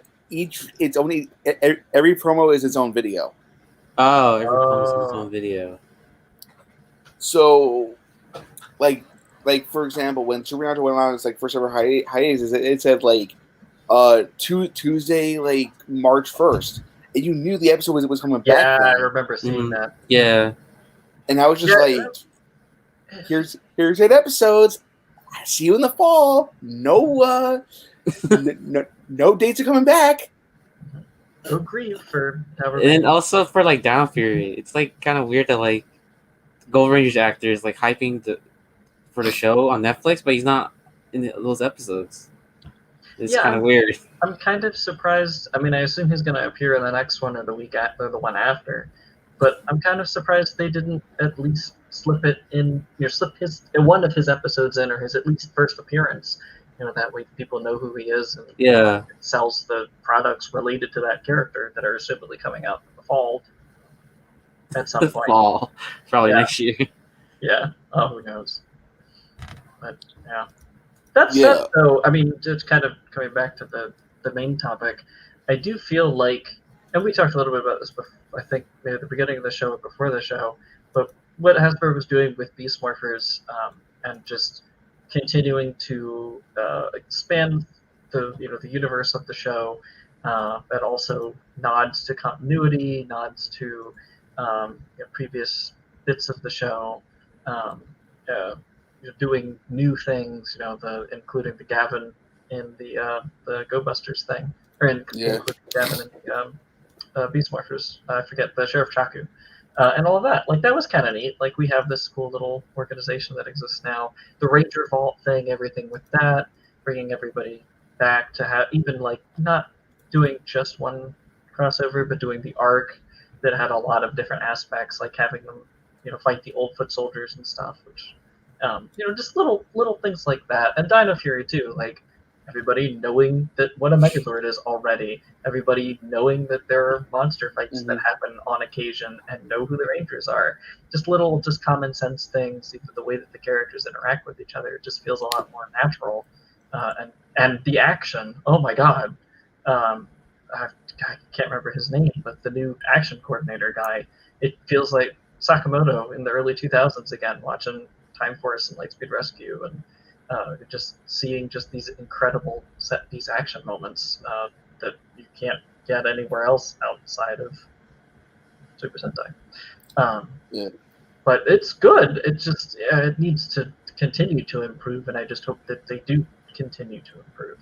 That's my only concern. It's like usually the second season where it kind of falls down a little bit, which sucks.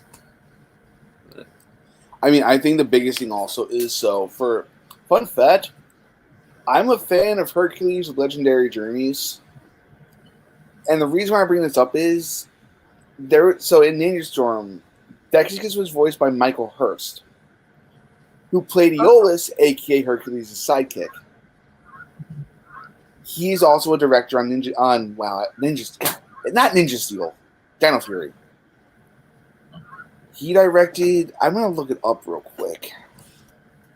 It's funny how a lot of the characters or the nods or the suits that they bring back is usually because some of those people just work on the staff now, and they're able to do that. Which is an interesting way to handle things, especially with COVID.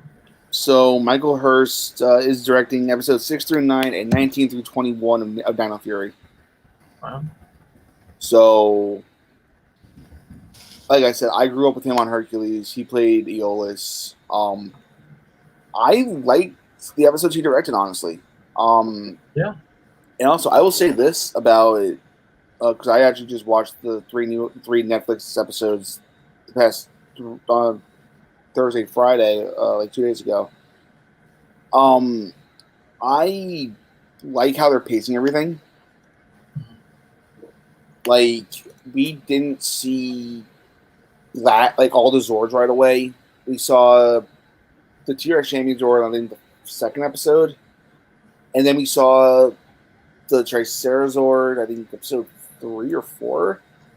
And then the Ankylozord. And then the Rangers, yes, the Rangers did get their own Zords over the course of the next couple episodes.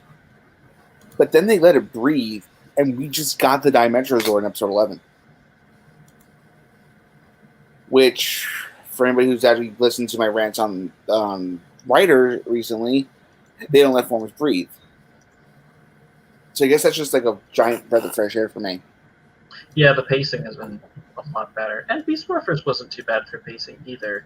I wish the Dino Fury kind of strung us along a little bit more with the main plot. But I know that they're definitely getting to it, which is just fine. But yeah, the pacing has been a lot better, and the direction has been really good. I agree with Gary. It's a breath of fresh air, and it's what the show needs right now. And so far, they've been knocking it out of the park. I really enjoyed the voice acting on I forget her name, but the lady who does Jean, the Buzz Blast Corporation. Yeah. I'm fairly certain it was that actress doing the voice for the Pyramid Monster in that last episode on Netflix. And that was really good. I liked seeing that. But just the episode as a whole was nice. None of the supporting characters felt weird or forced. Like, I really enjoyed Amelia's dad. I thought that was a cool character, and I'd love to see more of him. It seems like maybe we will. Wasn't Pop-Pop her grandfather? Oh, yeah, grandfather, sorry. Yeah, grandfather. I thought it was Yeah. yeah, grandfather. But, I mean, it's good. And it seems to at least gradually improve and stays the course, which is good. I just hope they can keep it up for the next 17 episodes or whatever. Also, one thing that I do appreciate Beast Morphers and Dino Fury doing is they're doing a lot of callbacks to earlier series, like in episode 8, where they introduced the Dino Fury Megazord Warrior formation. They pretty much expanded on the entire lore of the Morphin Masters through the Ninja Nexus prison. Oh, that was nuts. That was absolutely I was like, nuts. Wait, so the Morphin Masters put the Dino Gems into the meteor that killed the dinosaurs? Yep. Like, this is like mind-blowing levels of awesomeness. Yep. It's this awesome. I can't distill it, and I don't know what it's called, but like, and a couple franchises do this, but they take something, they go back, and they connect the dots, or they make something that retroactively canon. And it feels really natural for Rangers to do, because we've had all of these loose ends that have just been floating around, and now somebody's just taking twine and just running around and just connecting them, but in a really organic way. Like, the whole Morphin Masters thing, I think, is a great concept from the comics, and I feel like the way they're executing it in the show is fantastic. That moment took me completely by surprise. All right, Tommy, what do you think? Because I have a couple more points I want to make, but I feel like I want to give you the floor, my friend. Like with Dino Fury? Yeah. And Beast Morphers too. Beast Morphers. I think Beast Morphers I like the first season. Second season, the lead up to the crossover was good. Like, they had Gavin in it for no reason because of footage. It made sense. And that was part of the crossover, which I didn't expect. But then after that, it just got kind of weird shenanigans with PR, with like, oh, Zoe fucked up. Screwed up. Pardon my language. Like, screwed up. Yeah. I almost did it. It's all good, dude. It's all good. I screwed up. In that episode with like her brother, and like she always gets in those weird PR moments with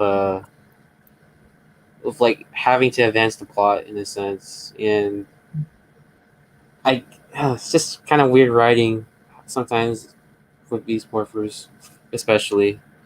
And I liked how Beast Morphers ended, but like Roxy and Blaze got like super shafted. Especially in season 2.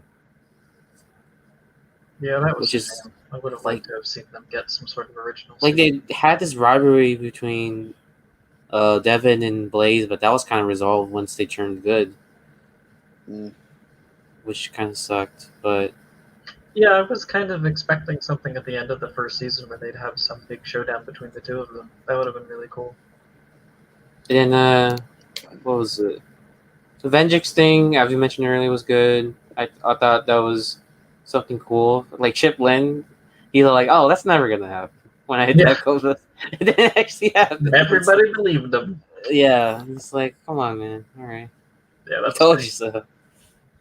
Then I think with Dino Fury, I think some like they're doing good. Like I like characters like Zato. He's pretty fun. He's like the outer. He's like the. I think out of all the Reds we've had in this since Samurai, I think he's the most serious. Like with Jaden, also. So I like that since he's not very different from Devin. What else? I like Void Knight. He's basically Mr. Freeze, which I find funny in a sense. And like, and people are saying that Void Knight and then his wife might be Amelia's parents, which I find really interesting.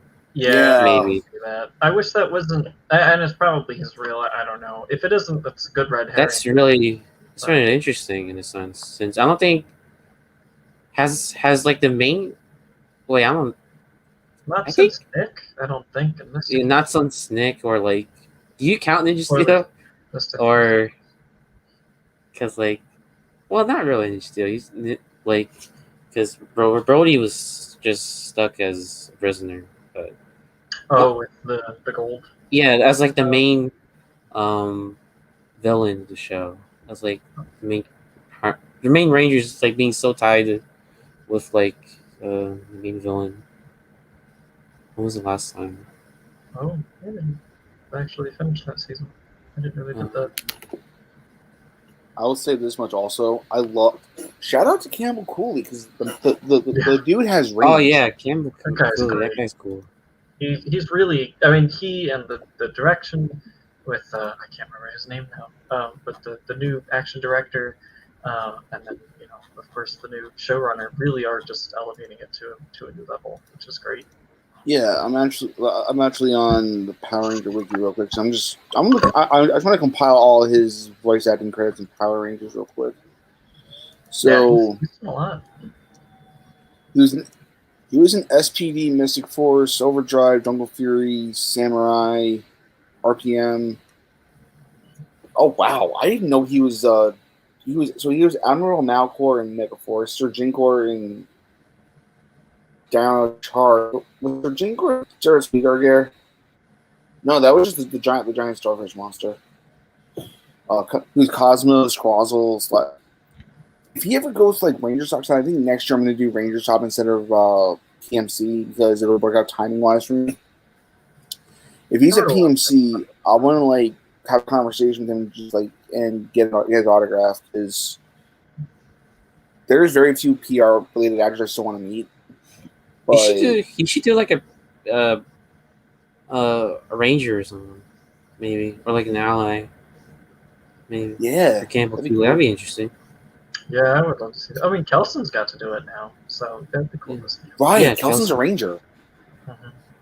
I wouldn't mind seeing him as a Ranger again. Yeah, and then also Kelson as a bad guy, maybe. Again, because I remember he voiced some villains. That's true. That could be cool. That'd be cool. Make him like, I don't know if they'd ever do it, but it would be cool to have him as like the human bad guy. Yeah, like kind of like what Sentai does on occasion, where the main bad guy or one of the main bad guys is actually disguised as a human or is a human and has a monster form. It'd be cool to see him do like villainous stuff as just him, and then put him in a suit or put him in a costume or something. That'd be sick.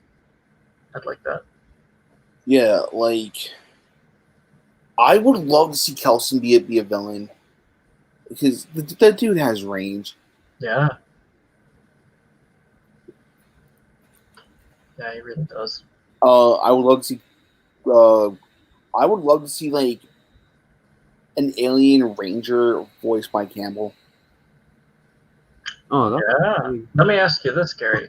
So if you're introducing an alien ranger, would you what suits would you pick? Would you just pull one of the pre-Z Ranger suits out and use it, Ooh. or would you grab something that hasn't been adapted yet and use it, or would that's a you, good question. would you grab like That a Metal is a good Hero? question. Like what would you do? Like it'd be kind of cool to be like, hey, this isn't Garo, but we're using the Garo suit as this wolf alien guy. Like that'd be kind of neat. Dude, I don't like. I'm not a fan of Garo because it's very like adult, and I'm not into that. But that would be kind of neat to see. Be like, oh, I recognize very that. gritty That's for the cool. girl. Yeah, Being like a target on. yeah. But I mean, that I'm kind of curious. Like, what would you?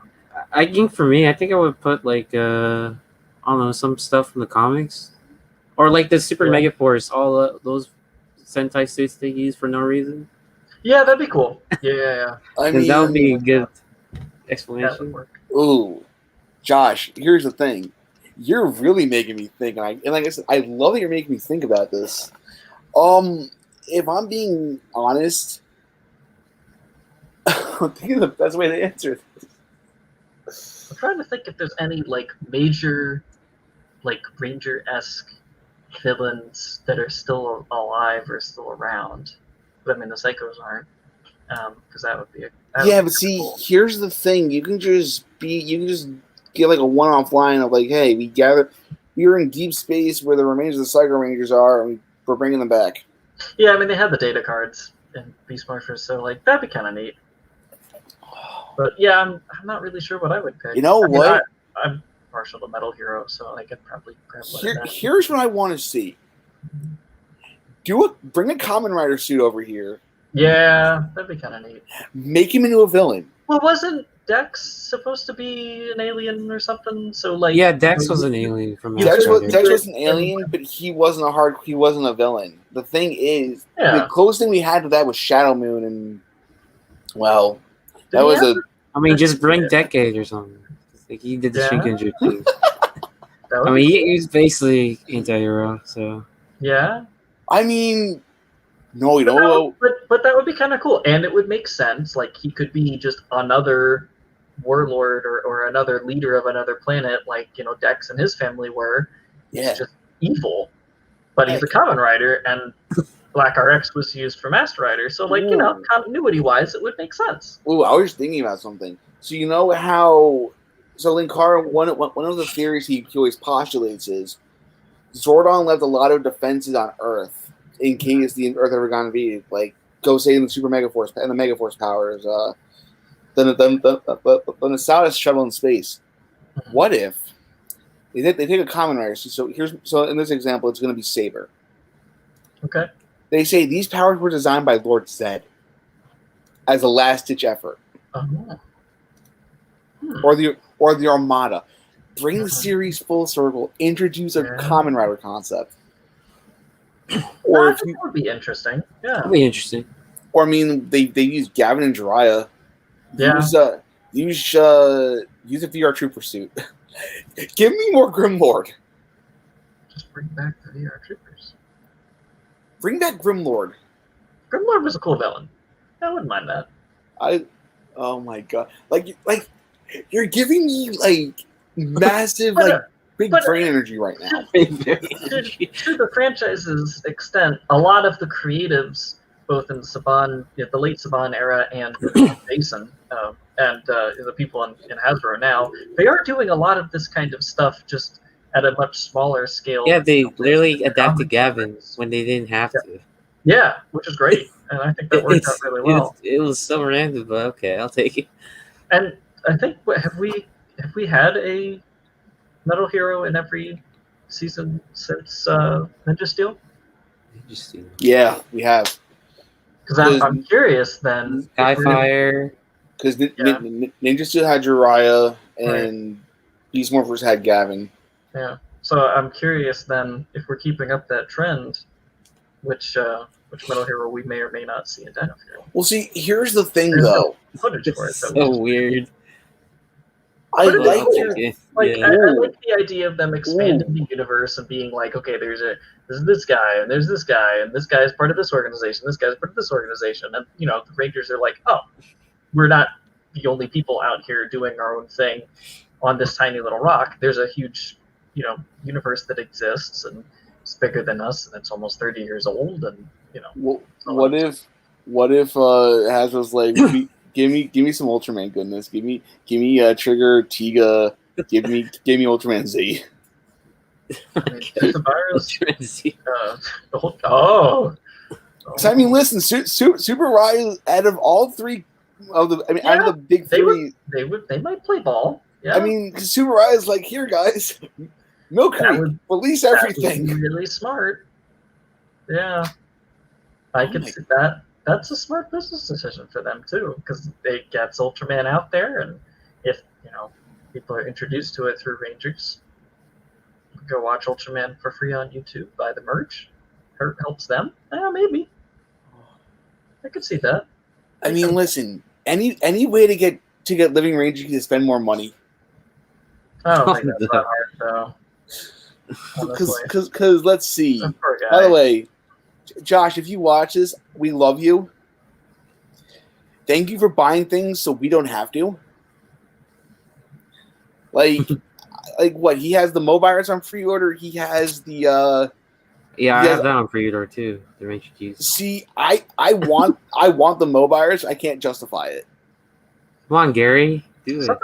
It's literally. It has lost sounds and it plays sounds from Zero onward. But like Go Busters onward. Somebody besides Long's Toys needs to get bit by this mini plot bug though, because I need more people to cover the mini plot. I mean, listen, if you ever want to talk mini plot, you know where to find me. Sure. Yeah. And I'm telling you right now, if they announce the next mini plot is Bokenger, I don't care the price. Anything can happen, Gary. Ranger keys are back, so Ranger keys are back, so anything can happen, man. I mean, listen. SHF Senkaiser, maybe. I mean, listen. Quick story. I was with my friends when the night that the new Mobiles got revealed. I was hanging out with my friends playing cards like we do every Friday. I get a text from Shenix saying, "Yeah, I just saw a man die come back to life on TV at the same time." I'm like, "Who? Josh? Why? Ranger keys? Oh, okay." Like, you know what's funny? You know how they always say like internet friends are the best friends? Yeah. One day, the world will end because I'm just going to meet everybody. I'm going to meet Josh. I'm going to meet you two in person. Like, I met Shugi. I met Chris Long. I met Toku Chris. I had dinner with Hassan Ahmed in the same restaurant as Johnny on Bosch 3 years ago, but that's besides the point. Oh, Hassan Ahmed, the YouTube sensation. YouTube sensation, and also Proud Papa. And also a man who likes pentatonics way too much. Very passionate. He's passionate about pentatonics in the same way I'm passionate about Vanguard and sleeping. Sleeping's nice. It's a good habit. Yeah, it's good for your health. Yeah, man. I mean, when I'm not playing Vanguard, so real quick, and then I guess we'll open it up to just general questions about anything at this point, because this is what the show's devolved to. I mean, this is what RR is in the breakdowns. Sometimes. I mean, listen, I can talk about PR and Ryder all day, but it's good to like let the mind cleanse and just talk about other stuff. So, I got some questions on topic that I've been holding on to, but you can. You got questions? Here's the thing. Yeah. Normally in the show we do a question and answer segment, and I completely forgot to ask you guys to have questions. This is how prepared I am. That's all right, Gary. I mean, listen, it's Saturday. I just won my local Vanguard tournament last night. I'm on a roll right now. What was I going to say? Oh yeah, so there's a scene in Vanguard that looks like something straight out of Gao Gaigar, where in Vanguard you have to ride a unit as like yourself. So there's a scene where they use an ability to play a card called Super Dimensional Robo Great Dayusha, and it's something straight out of Gao Gaigar. It is fantastic. and I would show it here, but I don't want to get a copyright strike. Yeah, that's fair. Anyway, Josh, what were your questions, my friend? And Tommy, if you have any questions as well, feel free. So mostly Lightning Collection related, but I guess we could kind of expand it a little bit. Yeah. Well, actually, Yeah, sure. yeah. So we talked a little bit about like personal favorites that you'd like. I know we didn't really get into too much else, but like if they're besides like morphers and like maybe helmets or something, is there any other like prop or like piece of armor or something, like the dragon shield or something, that like if you had like a dream Lightning Collection product, what would you choose? So many good things to choose from. Yeah. Crap. See, HasLab interactive Rick. see, Oh my god, interactive Rick. That would be like $700. Yeah, it would be Like a lot. $800. Oh. You know what? This is just a really. It could be a weapon, actually. Like that would count. Like if you have a favorite weapon that's never been touched, or You dug deep with this, and I like it. This is the most amount of I've had to think about non-work stuff in months. Oh my god. Oh wow. Give me all right. I have like. I mean, we 10 different mentioned names. Shadow Saber. That's cool. Yeah, that's true. Before. You can do top 3. That's easier. All right. Or top 5. Yeah. Let Tommy talk first. I got my top 5. Yeah, go for it. Sorry. Okay. Okay.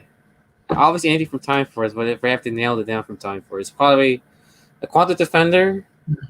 Good choice. A Titanium Morpher, because that's super expensive for no reason. Would you do anything? Because I was looking into that recently, and I guess the only thing it does is it just makes some beeping noises. But would you put any special sound effects in it, or any? I mean, just put in voice the lines actor for what's his name? Titanium Rangers actor. It's Ryan. Something. Wait, his real name is Ryan. Yeah. Oh, do you mean the actor? The actor. I forget his name. I was like, his name is also Ryan. That's pretty cool. Yeah, his character name was Ryan Mitchell. Yeah, Ryan. So put in some rhyme phrases. Rhett Fisher. And then, yeah, Rhett Fisher. There we go.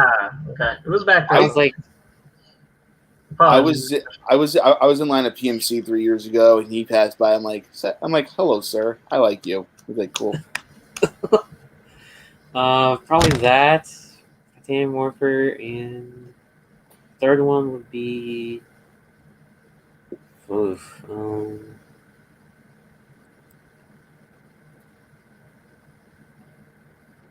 thinking really hard right now. I'm trying to.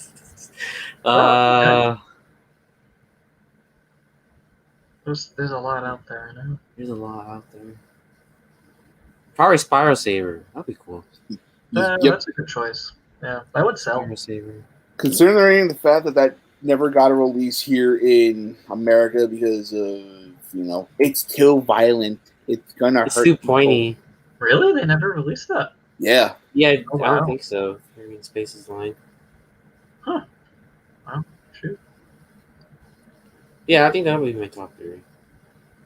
It changes, so it probably changed. That's fair. No, those are really good choices. I totally got the. Okay. The Now, all right. So here's my 5. Number 5. Okay. Quasar Saber. Yeah. Yeah, that's a it's great definitely up there. Would you have the hilt be able to close and the sword collapse? Yes. Okay. Yes. And it has interchangeable symbols. Oh, that's cool. Wait, how would that work? So you have a large version or a small version? It would Like be both? like, here's the thing. Like, you guys know those foam attack weapons that Nerf does? Oh yeah. It'd be a similar size to that. It's funny you mentioned those because I was also thinking about like not necessarily Lightning Collection stuff, but just different Ranger weapons in that sort of play pattern with like the foam weapons and stuff. Yeah. That would work really well. But that's a great choice. Number 4 would be Korag Sword and Shield from Mystic Force. That would be cool. Yeah. Number 3, and this is just my bias for Bowcaster speaking. Can we just have like good versions of all 6 main weapons that don't like suck? That don't suck. No, because in the overdrive line, we only ever got the hammer, the knuckle, the bow staff, and the only one The we never Saga got. Sniper, right? Yeah, the only toy we never got in America, I think, was Yellow's weapon, which I don't think ever got a toy because they were just like buckets. Yeah. Then did Pink's weapon get a toy? Pink's weapon, I believe, was a Disney Store exclusive. Oh, but it was like foam, right? Or No, it was an actual water gun. oh, really? Oh, that's cool. That's cool. Yeah. That's a great idea, actually. Number 2 would be for me. I gotta look at my History of Power Rangers poster on my wall. Give me a D-Sword Vega. Yeah, that's a good one. Yeah. And number 1, because this is just gonna, because I want to make Toka Chris spend money as well. Please give me a better version of the Gold Power Staff. Wait, was that one not good? Because I was gonna pick it up because it looked kind of good. See, I'm not sure, but I know that the Legacy Gold Zeonizer is on my list of things I must buy at some point in my life. Good luck. Good luck. I mean, they were like 80. I think they were on sale. Oh, like 60 before. It was like a long time ago. So that's not too bad. I mean, I have a question for you guys. So with the speculation that Power Rangers is going animated, you each get 3 voice actors. Any ranger you want. Any ranger you want. You get 3 voice actors to pick for one. So one ranger. So one voice actor, one ranger, and you get 3 choices. Well, definitely Aaron Cahill. This is Jen. Yeah, for sure. I would love that. Oh God, what's his name?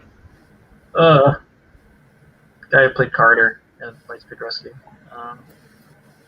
Sean C.W. Johnson. Yeah, Sean Johnson. Yeah, yeah, I'd like to see him again. That'd be cool. Maybe as like an elder character or like a mentor character. He is also a very nice gentleman. He seems to still really be into with the whole legacy of the brand, so I think he'd be a really good choice. Yeah. But David Yost, if he'd do it, I would love to see more Billy stuff, canon or out of canon. See, I wasn't even limiting it to just people who have played the Rangers. I was thinking just like general voice actors. Oh, general voice actors. Oh, well, that's. But that's I like your answers. That's different. That opens up a lot more. Because I already know one voice actor, and it's going to be met with some controversy because I know if they were to do Lord Zed in an animated form, Scott McNeil is the only logical choice. Who are we thinking? Scott McNeil, he was Dinobot in Beast Wars. Oh, Scott, yeah. Yeah, Scott could be good. Neil Kaplan wouldn't be a bad choice either. Please give me more diabolical fun. Yeah. I'm trying to think. So, Scott McNeil, Bryce Papenbrook, please. What is he famous for? I don't recognize that name.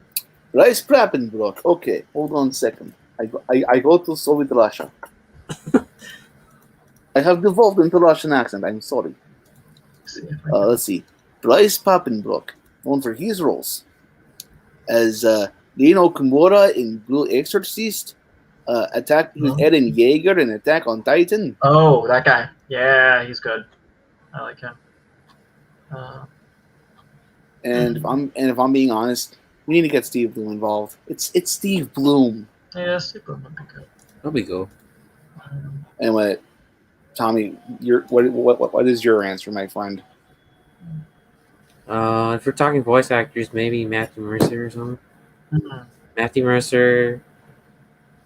I guess Troy Baker. Since he's in everything. And I guess a Ranger, it would be cool if the voice would be like Cam. Oh, yeah. Storm.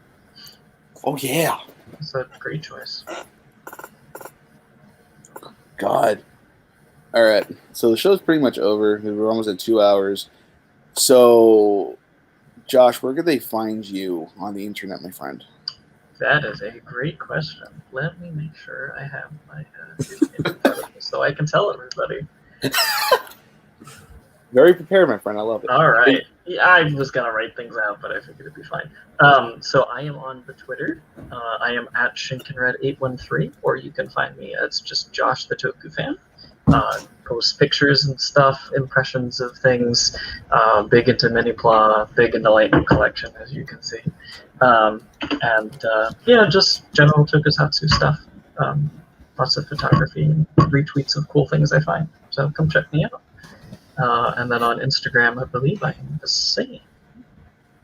I gotta follow you on Instagram. That is not a bad idea. I may pivot more towards Instagram in the future. But yes, I'm also just Toku Josh on Instagram. So, all right, Tom. Out and about. All right, Tommy. We know we can find you in the streets of pain. No, on the breakdown. I'm on the breakdown. We're the only RR because they changed to Geeky Tweak. I was about to say, so you doing Geeky Tweak the breakdown now, or no? It's they're doing Geeky Tweak and we're doing RR the breakdown. All right, so Tommy, where can they find you on the internet? So you can find me on RR the breakdown, which is basically the last sort of remains of RR since the Streets people, they're doing Geeky Tweak every Friday at 7 still, and Root's doing our show at 3 p.m. PST bi-weekly. So we're a bi-weekly show. We talk about like Toku, like Zenkaiger, Kamen Rider, Super Sentai, Power Rangers, and Ultraman. And you find us on the RR0 channel on YouTube, and you can follow me at Twitter, TommyLou85. So, yeah. For me, GBX93 on Twitter, Bugs2Men on Twitter, GBX93 on Instagram. Don't follow me there though. I'm very private. GBX Poetry is where you can follow me if you like reading really bad poetry that people like for some reason. Anyway, next episode will either be the gaming figure episode with Dresden, or we're talking Geo. We don't know yet. We gotta figure out the timing. And if we're doing the Geo episode, that means I need to actually get my button gear and watch more than 3 episodes of Geo. Yes. It gets kind of rough, but there's some good episodes. Good episodes. Listen, I know they bring back Kanzaki, and I know they bring back Hajime. That's all I care about, because those are my boys. Yeah, that was actually one of my favorites. The back half of Zeo I actually really, really liked, but anyway. Yeah, that's different topic. All right, guys. So thank you for watching. Remember to comment, like, subscribe, all the other fun stuff. Rate us 5 stars. Wait, you can't anymore. It's 2021, not 2007. Catch you guys next time. See you later.